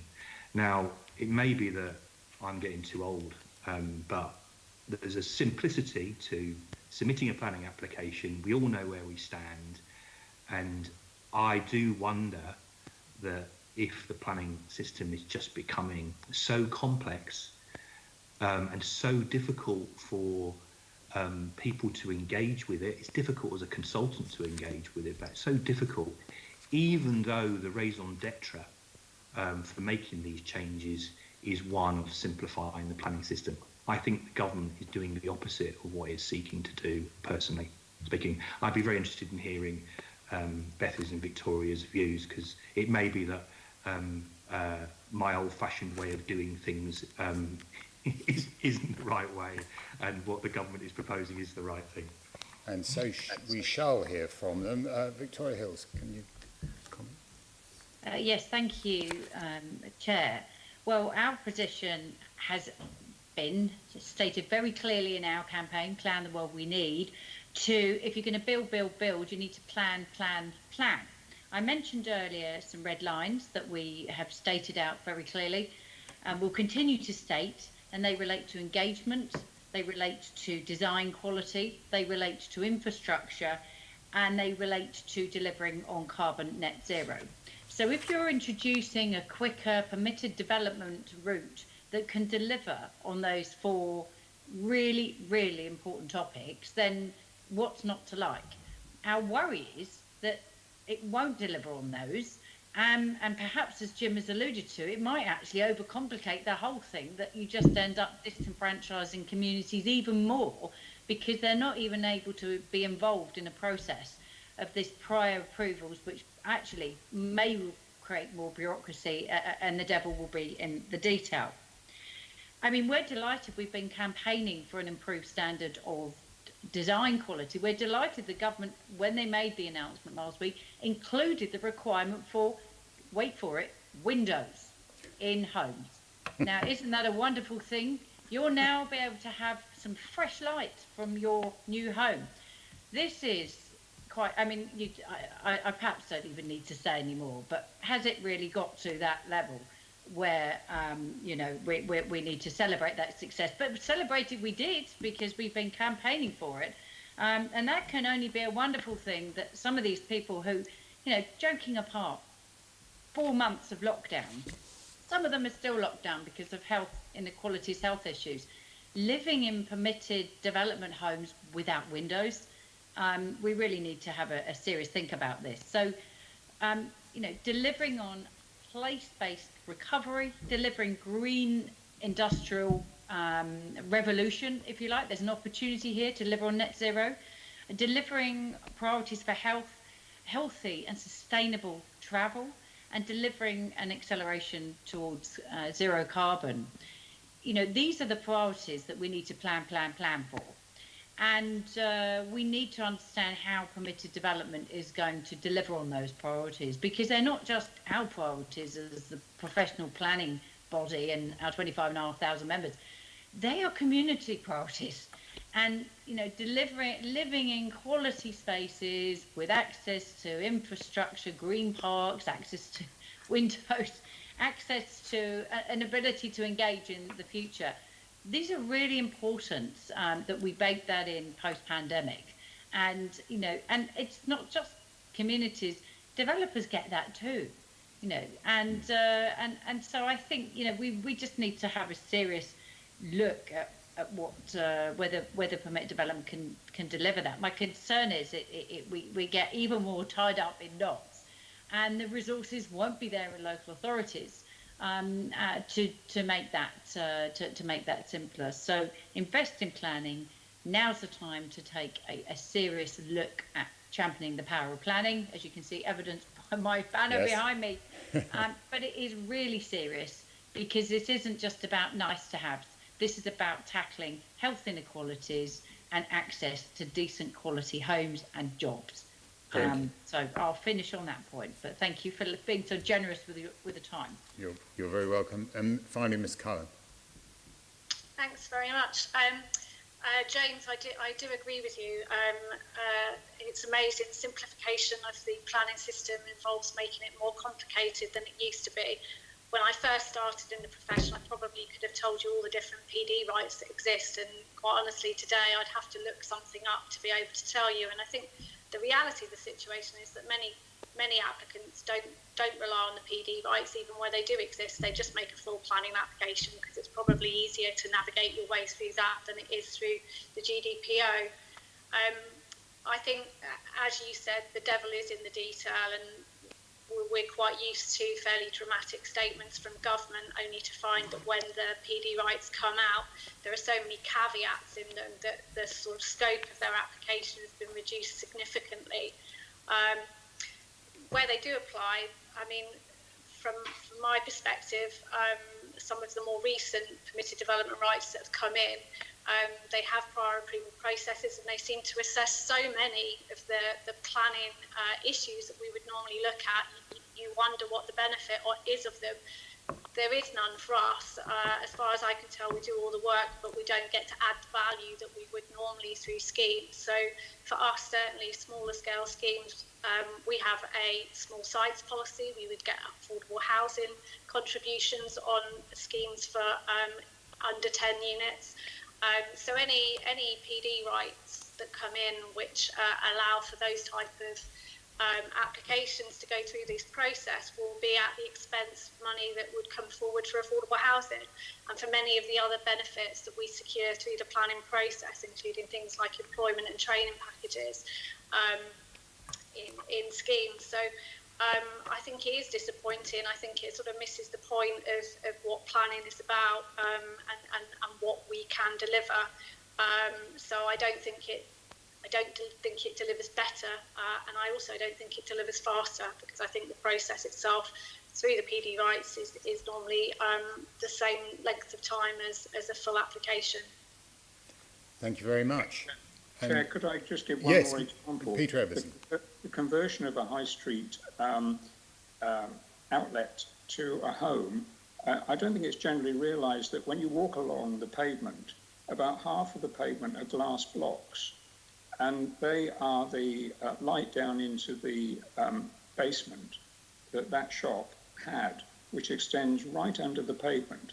And I have photographs where those have been converted into a home, and the wheelie bins and other paraphernalia of the householder are parked on those glass blocks because they own that land. It destroys the appearance of the rest of the shopping parade, and it's just something that really we ought not to be allowing at all. We've got a big problem to regenerate our high street, and we mustn't let anything step in the way of the borough's doing it in the right way. Thank you very much. Thank you to everybody. You've been astonishingly well behaved, even you, Peter Everston. So, Thank you. including members. And so, if I can thank you all for your contributions. It has been genuinely fascinating, and it's been good because it's contained some optimism about the future of planning in London. So, thank you to all our guests for your contributions. Members, can we note the report and today's discussion? Noted. Can we also delegate authority to me as chair in consultation with the deputy chair to agree any output from the discussion? Yes. And it will just now pause very briefly to allow our guests to leave. Of course, you can remain and look if you wish. But if I were you, I'd go and get a cup of tea. Thank you for having us. Thank you very much. Thank you very much. Thank you. Bye. Bye. Thank you. Do we need a pause here? We don't need a pause. Are both of Jules Pipe and, oh yes, Jules is up there, and Lisa, is she there? I'm here. Yes, superb. Okay, members, that brings us to the next main item of business, a discussion on the London Plan. And can I welcome our guests for this item? They are Jules Pipe, who's the Deputy Mayor for Planning, Regeneration and Skills, and Lisa Fairmainer, the Head of London Plan and Growth Strategies. I'll start off with the first question, if I may, to Jules Pipe, perhaps to Lisa Fairmainer as well. What progress have you made on negotiating the Secretary of State's directions for changes to the London Plan? And what are the next steps? And when will the Mayor submit his next intend to publish version of the London Plan?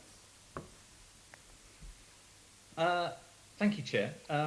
Yes, this has taken quite a long time to get to where we've got to, and it's still, unfortunately, an ongoing process.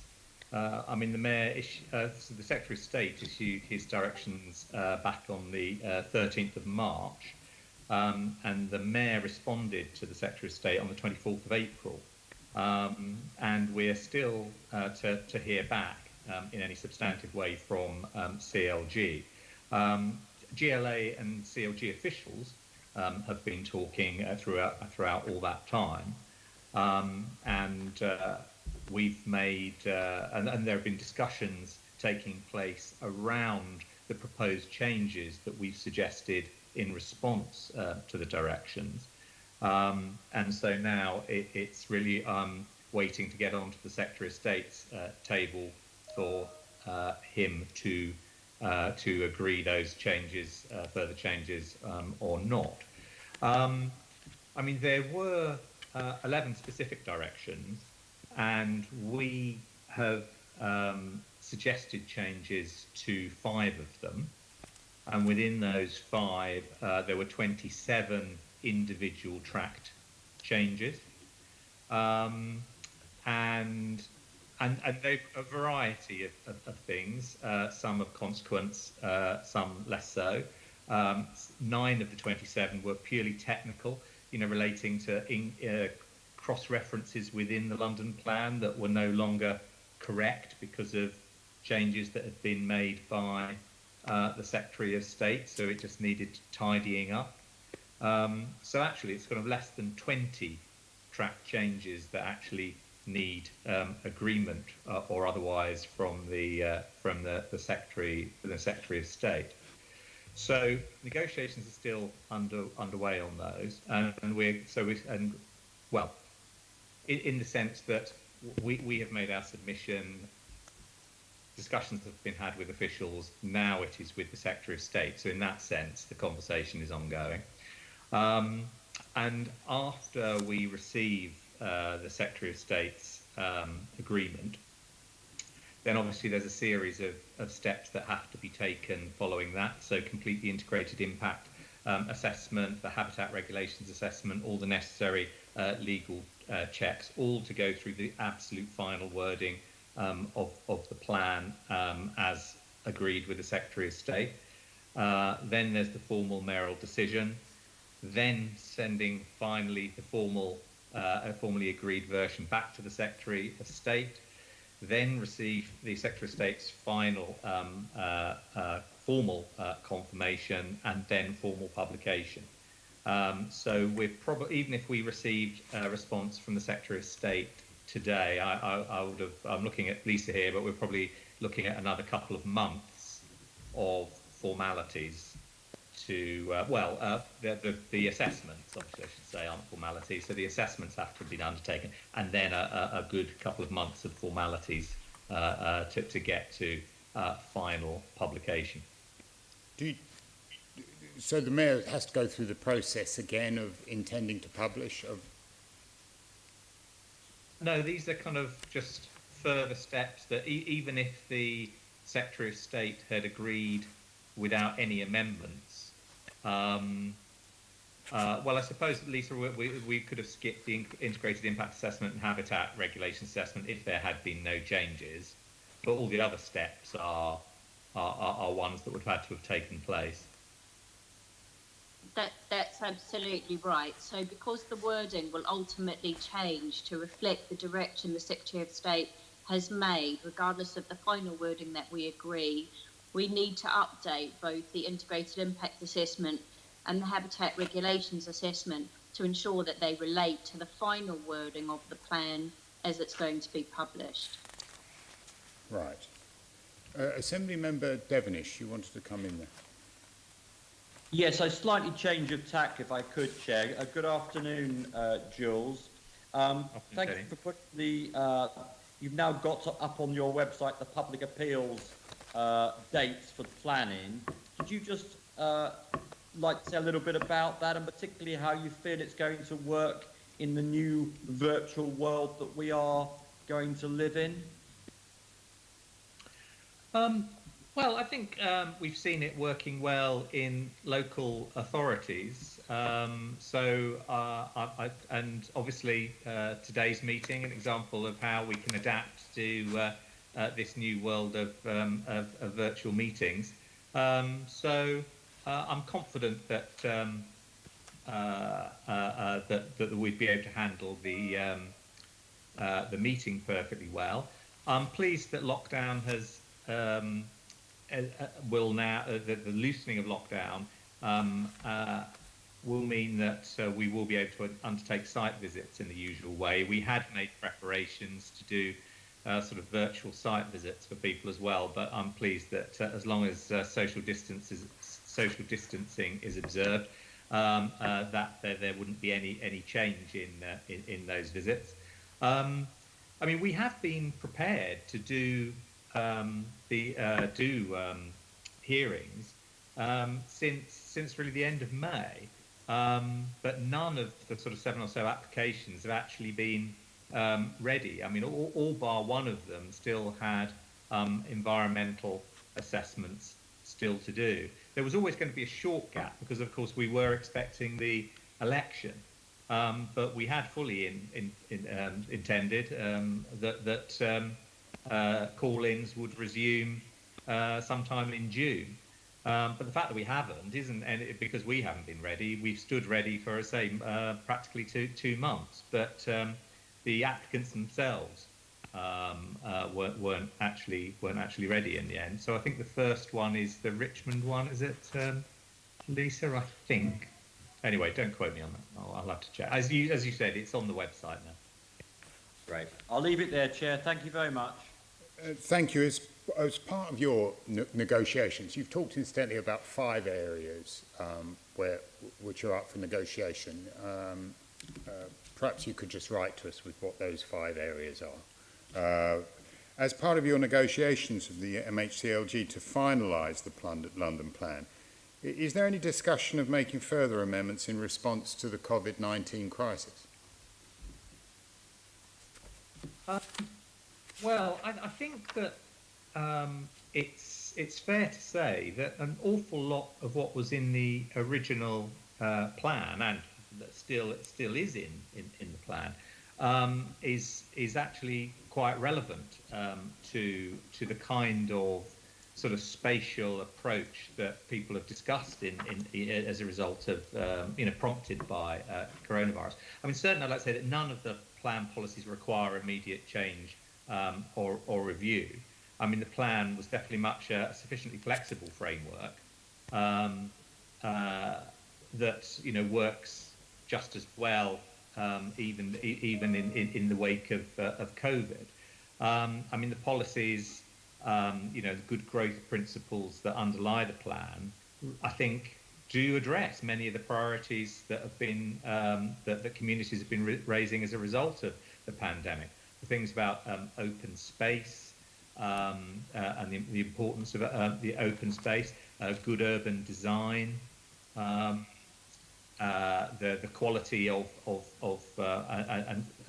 housing and the space standards within homes, access to private outside space, whether it's a balcony or winter garden in flats, the importance of sort of nearby open space, as in public parks, the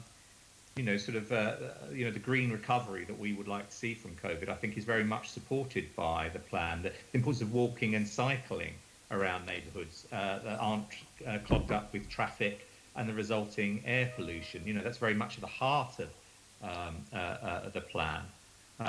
So you recognise that there is a trend towards working from home, and that may very well lead to a demand for larger homes with private spaces. Is that a summary of what you're saying?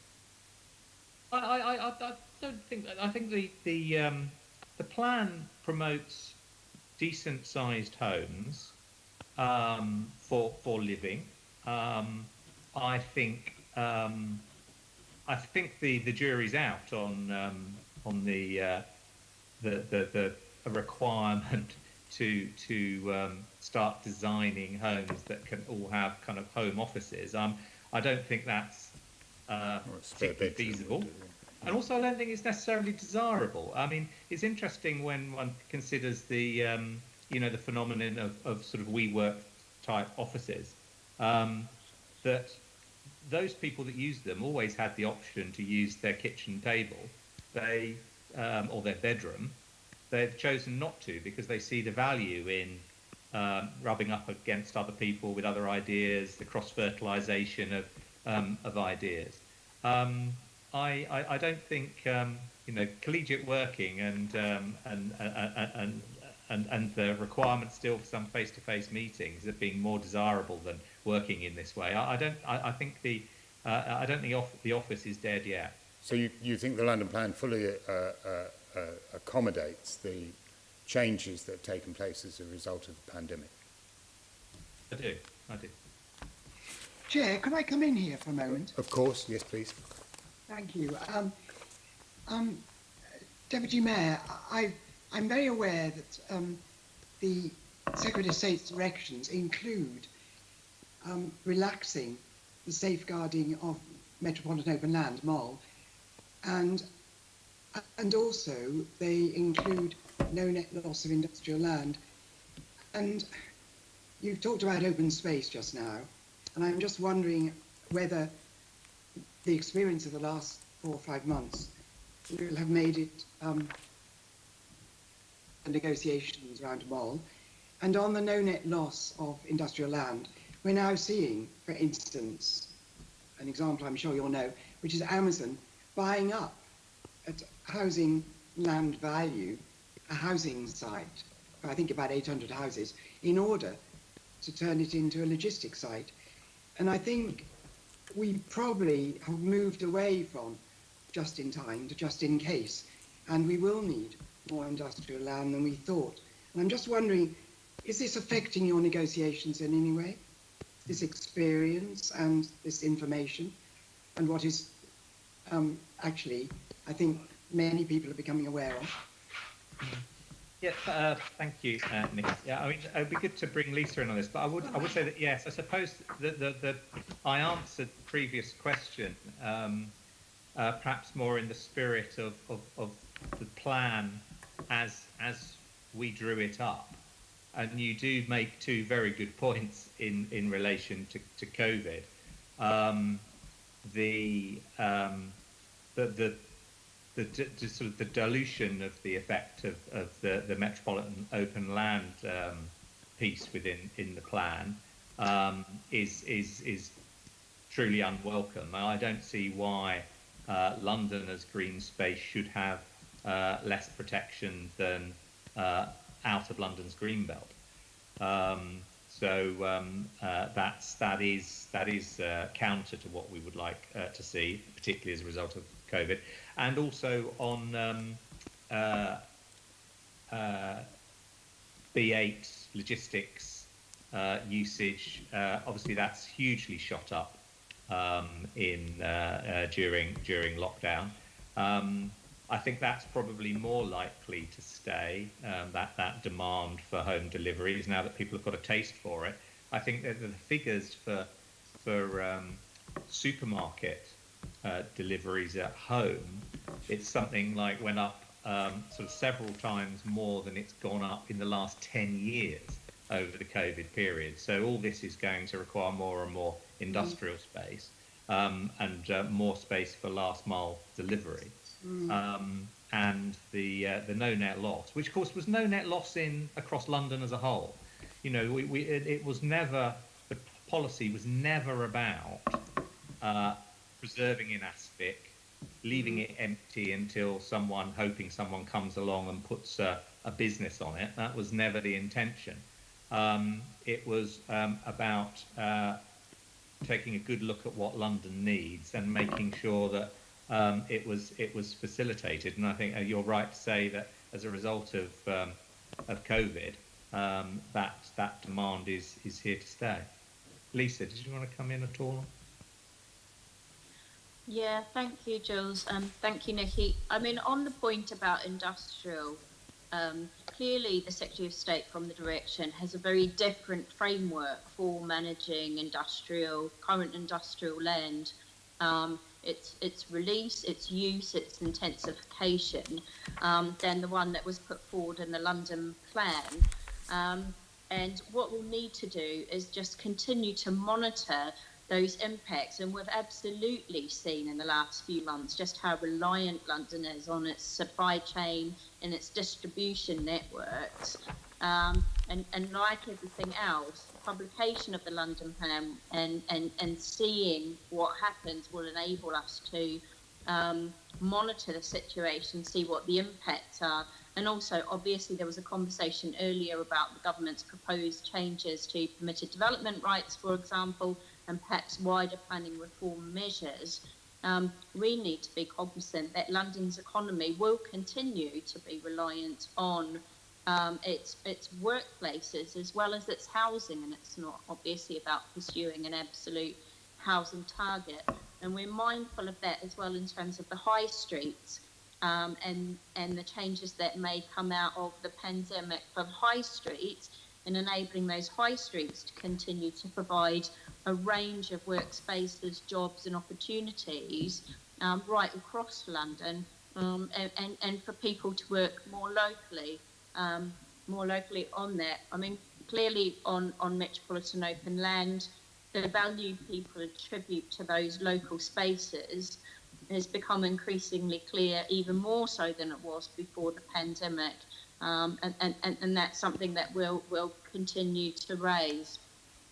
I can understand what you're saying, that some office space will still be required, but it's difficult to set that against our own example here at the GLA, where the new office plans are heavily dependent upon home working, if they're going to work at all. And I see no reason why that shouldn't be reflected amongst all the enterprises that are in London at the moment, that there is going to be less of a demand for these offices. But you're saying you don't agree, is that correct? I think it's too early to tell that there should be a wholesale different approach to what's in the plan. As I said, I think the plan is a sufficiently flexible framework that is adaptable to any new reality that comes forward. Okay. As part of, how will the negotiated changes in response to the Secretary of State's directions impact on the housing delivery target of 52,000 homes a year for London?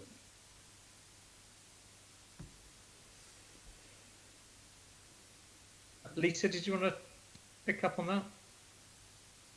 Can I just repeat the question? Yes, sorry. How will those negotiated changes in response to the Secretary of State's directions impact on the housing delivery target of 52,000 homes a year?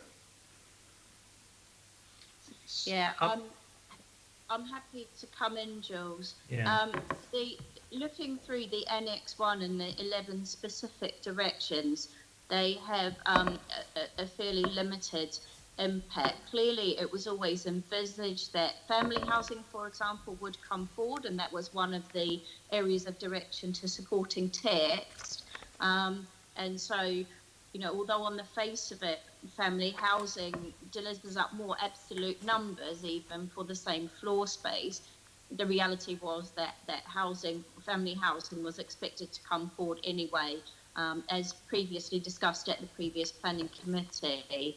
So there's no direction that will specifically impact in that way on the housing target. Okay, Assembly Member Devenish, if you'd like to come in on that.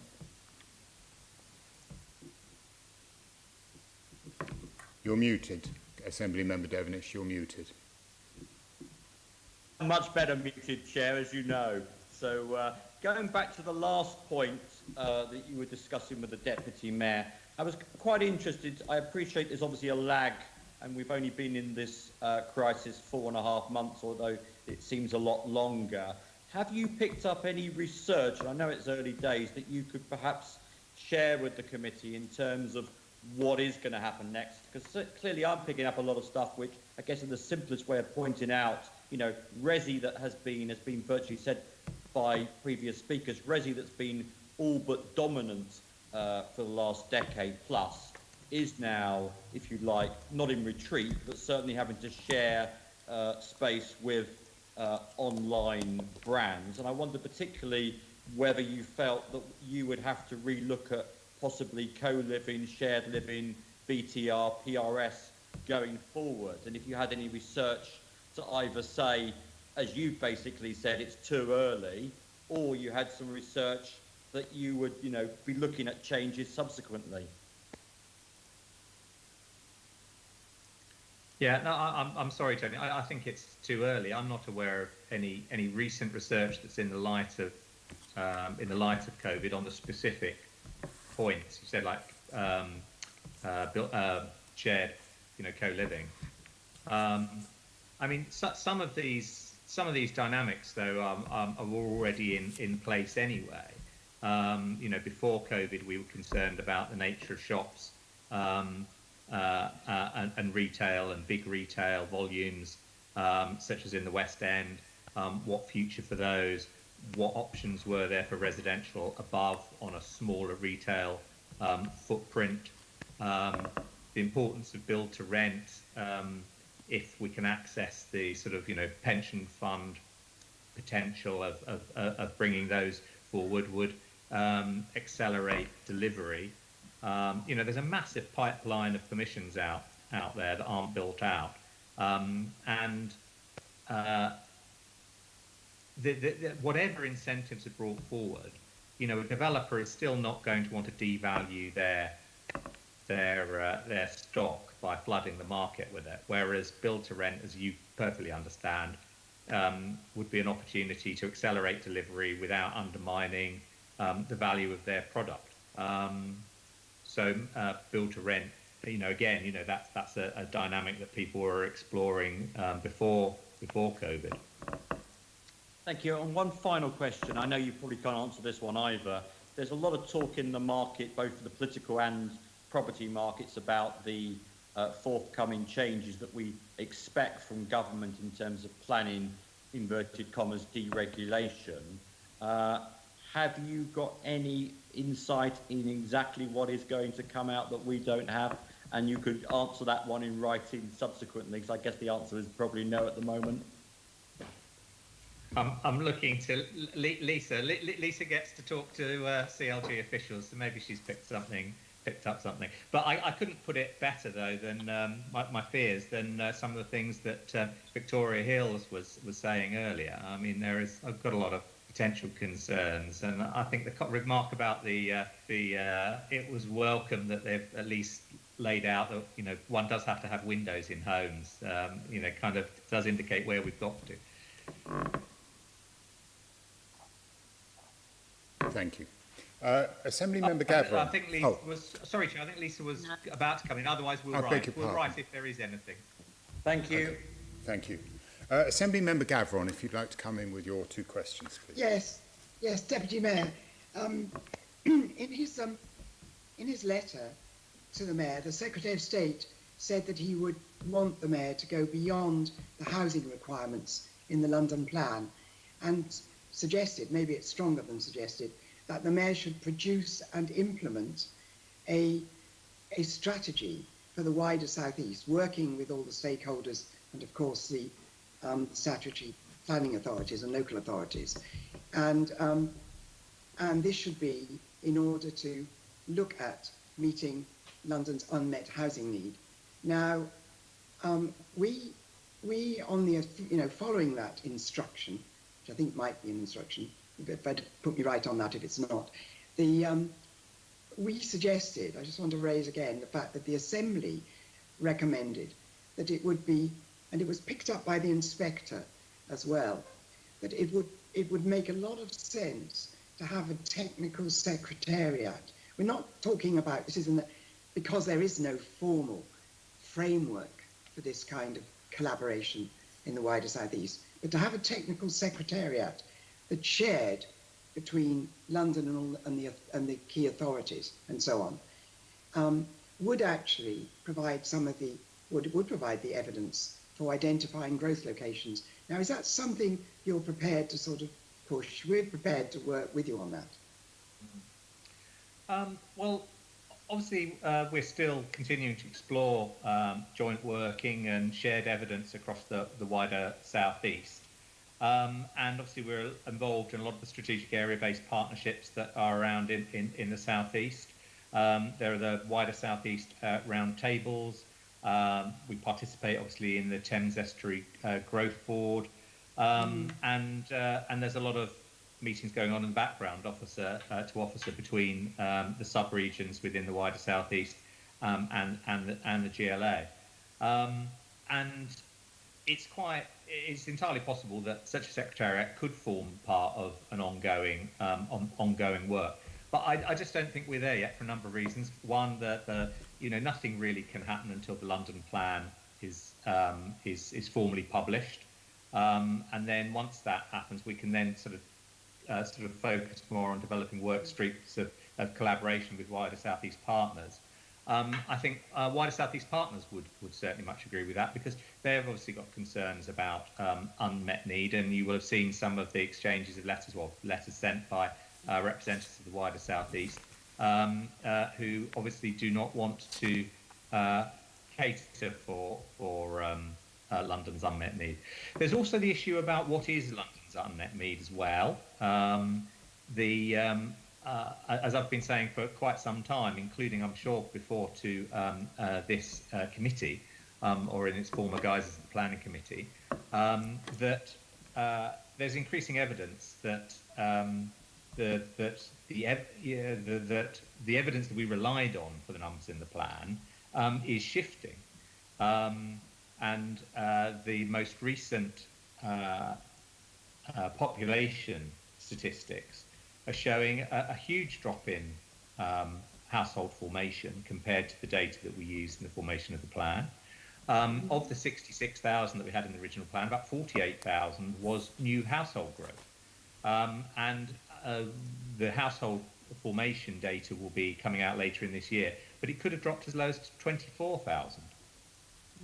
So actually, that would mean that the 53,000 that the plan is now at would more than cater for household formation and would be eating into the backlog at a faster rate than the 66,000 was on the original data. So, you know, I think there's a lot of things that we need to factor into this that changes the nature of the conversation. You know, cooperating with the wider South East about how best we plan when people are fixated on missing 13,000 is very different to the conversation we have if what we're actually, the rate we're building at and completions are actually up to new household formation plus healthily eating into the backlog. I think it's a different conversation that the wider South East would be interested in having. It certainly would be an easier conversation as far as yes, I was going to say, London is concerned. I totally agree. It would be an easier one, and it might be a way that you'd get what we, you know, there was some confusion about, well, distinction that has to be made between relevant stakeholders and partners and willing ones. It might be a way of getting more of the relevant ones together. Well, I'll leave it there. That's really interesting what you said. And I just want to ask another question that was in the Minister's, the Secretary of State's letter, which was about the Mayor looking for new sources of housing supply and suggesting that there was a more, if I've got remembered this rightly, a more active role with Homes England. And I wondered what that meant, a more active role, or them playing a more active role with you in terms of housing supply. Hello? Lisa, is that?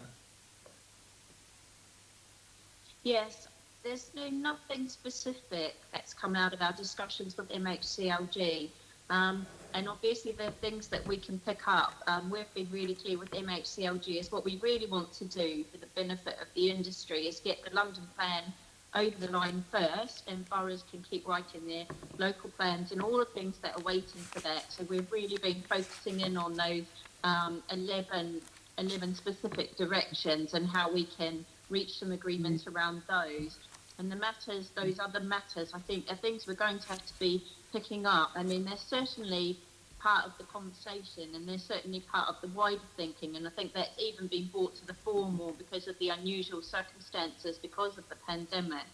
And we will look for those opportunities, but at the moment, it's not something that we've gone into formal discussions with MHCLG officials about how we might look at that. But obviously, there's a huge amount of joint working that already goes on in conversations between government and ourselves. But it would be tailoring that to make sure that that it's the right partnership to deliver the right things. And I mean, in general, I mean, obviously the things that Homes England deliver elsewhere in the country, those things, as you know, Nikki, are delegated to the Mayor of London. And I suppose, depending on what they were thinking, it's likely that the Mayor's preference would be that they would be delegated to London, along with the other similar things. I would hope for that. I just wanted to explore it, open it up. Thank you very much for those answers. Thank you. Thank you. Thank you, Assembly Member Gavron. Finally, I just wanted to ask, with regard to again, going back to the COVID crisis, is it not time we took this opportunity of reviewing the London plan to look at the importance of the SHMAR in the assessment of London's housing needs, bearing in mind that the SHMAR is recommending the very kind of 1 and 2 bedroom flats that have been prisons for people over the lockdown?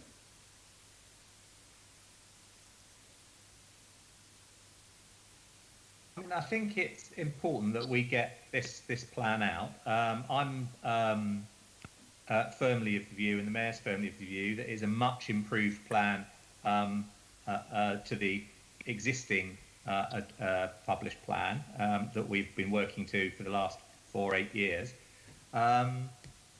You know, I think it's important to remember that the previous plan didn't have didn't mandate family-sized homes, and in this plan it does mandate, well, and certainly encourages boroughs to mandate family-sized homes in social, in affordable housing. I've always been a bit bemused by the criticism about the absence of family size mixes being prescribed in the plan when in any previous plan didn't have that, whereas we have moved forward on that in the plan. And as you know, it has moved on forward again since the public inspection. Is it not the case? Is it not? But I think. Sorry, but I think your general point though about revisiting the SHMA, I would entirely accept that it's worthwhile revisiting all of this in light of, as I say, the population data that I was referring to earlier, and as I say, affordable housing. Which obviously is in the most greatest need at the moment. You know, 60 to 70% of all housing built in London ought to be of the affordable variety if we were going to match delivery with need, and they would, all that 70% would be subject to a mandation on size mix by boroughs. Just before I bring in Assembly Member Shah, who's indicated, doesn't the requirements in the London plan just ask the boroughs to do what they're doing already? I mean, the boroughs already assess their requirements for family homes, but without the attachment of money or priority, they're not going to build them any more than they are at the moment, surely.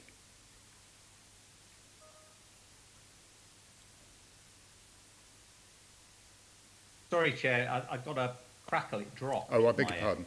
The London plan seems to ask the boroughs to do what they're doing already and have done for years, which is to assess their housing need in their boroughs. And in fact, it's worse because the actual paragraph that you're referring to in the London plan actually kind of dismisses the priority for family-sized homes by saying, effectively saying, if they're more expensive, you don't have to bother. Which, of course, family-sized homes are always more expensive. I think this is a bit of sleight of hand.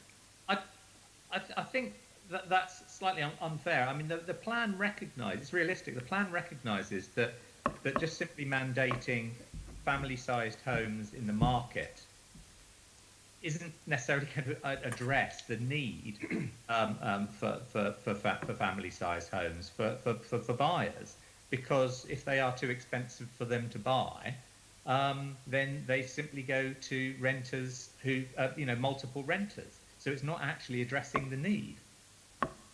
Assembly Member Shah, you indicated. Yes, I have indeed, Chair. In the previous session, Jules, I'm not sure if you were there, but certainly a reference was made to equality impact assessment, which Brent Council has brought in terms of planning process itself, the planning application process.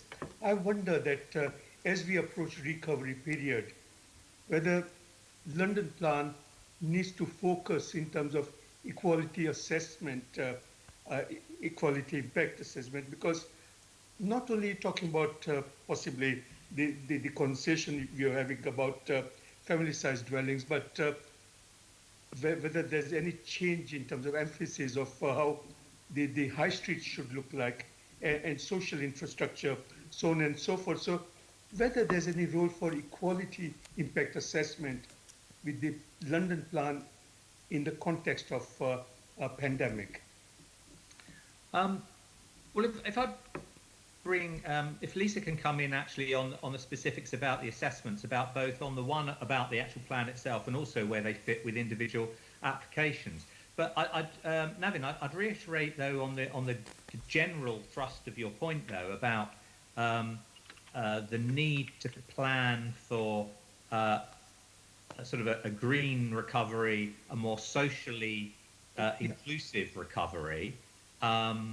I think that's all in the plan, and was an ambition. The good growth policies in the plan, I think those ambitions align perfectly with what people have been articulating during hopefully with their post COVID. You know, I mean, just take the example of a high street where the mayor and has been pushing for things that are in the plan and in our good growth policies, you know, such as more cycling, more cycle parking, bike lanes, road closures, and that's all there in the plan, making our high streets more vibrant, better mix, curated. I mean, I'm very keen on the word curated. I think just allowing the market to take over parades of shops are going to see them like, you know, broken teeth in a punched mouth. Frankly, the you know, boarded up, some boarded up and some converted, you know, net curtains put up over the shop front windows because it's been turned, you know, and through permitted development rights into poor quality housing.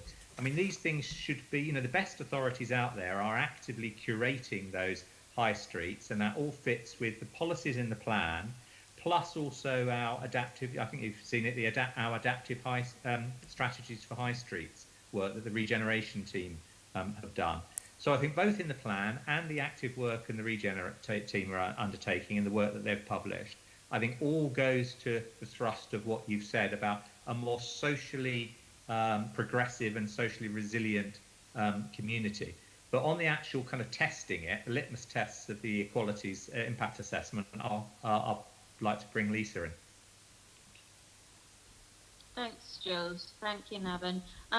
Yeah, so for the London plan itself, the equalities impact assessment is part of the integrated impact assessment, and we would revisit that again in light of the direction of the Secretary of State and in light of the final text that's getting adopted, published. Similarly, for all of our guidance, there would be an equalities assessment. And again, if we're looking at things like opportunity area, plan frameworks, for example, and the development of those, that's certainly part of our conversation.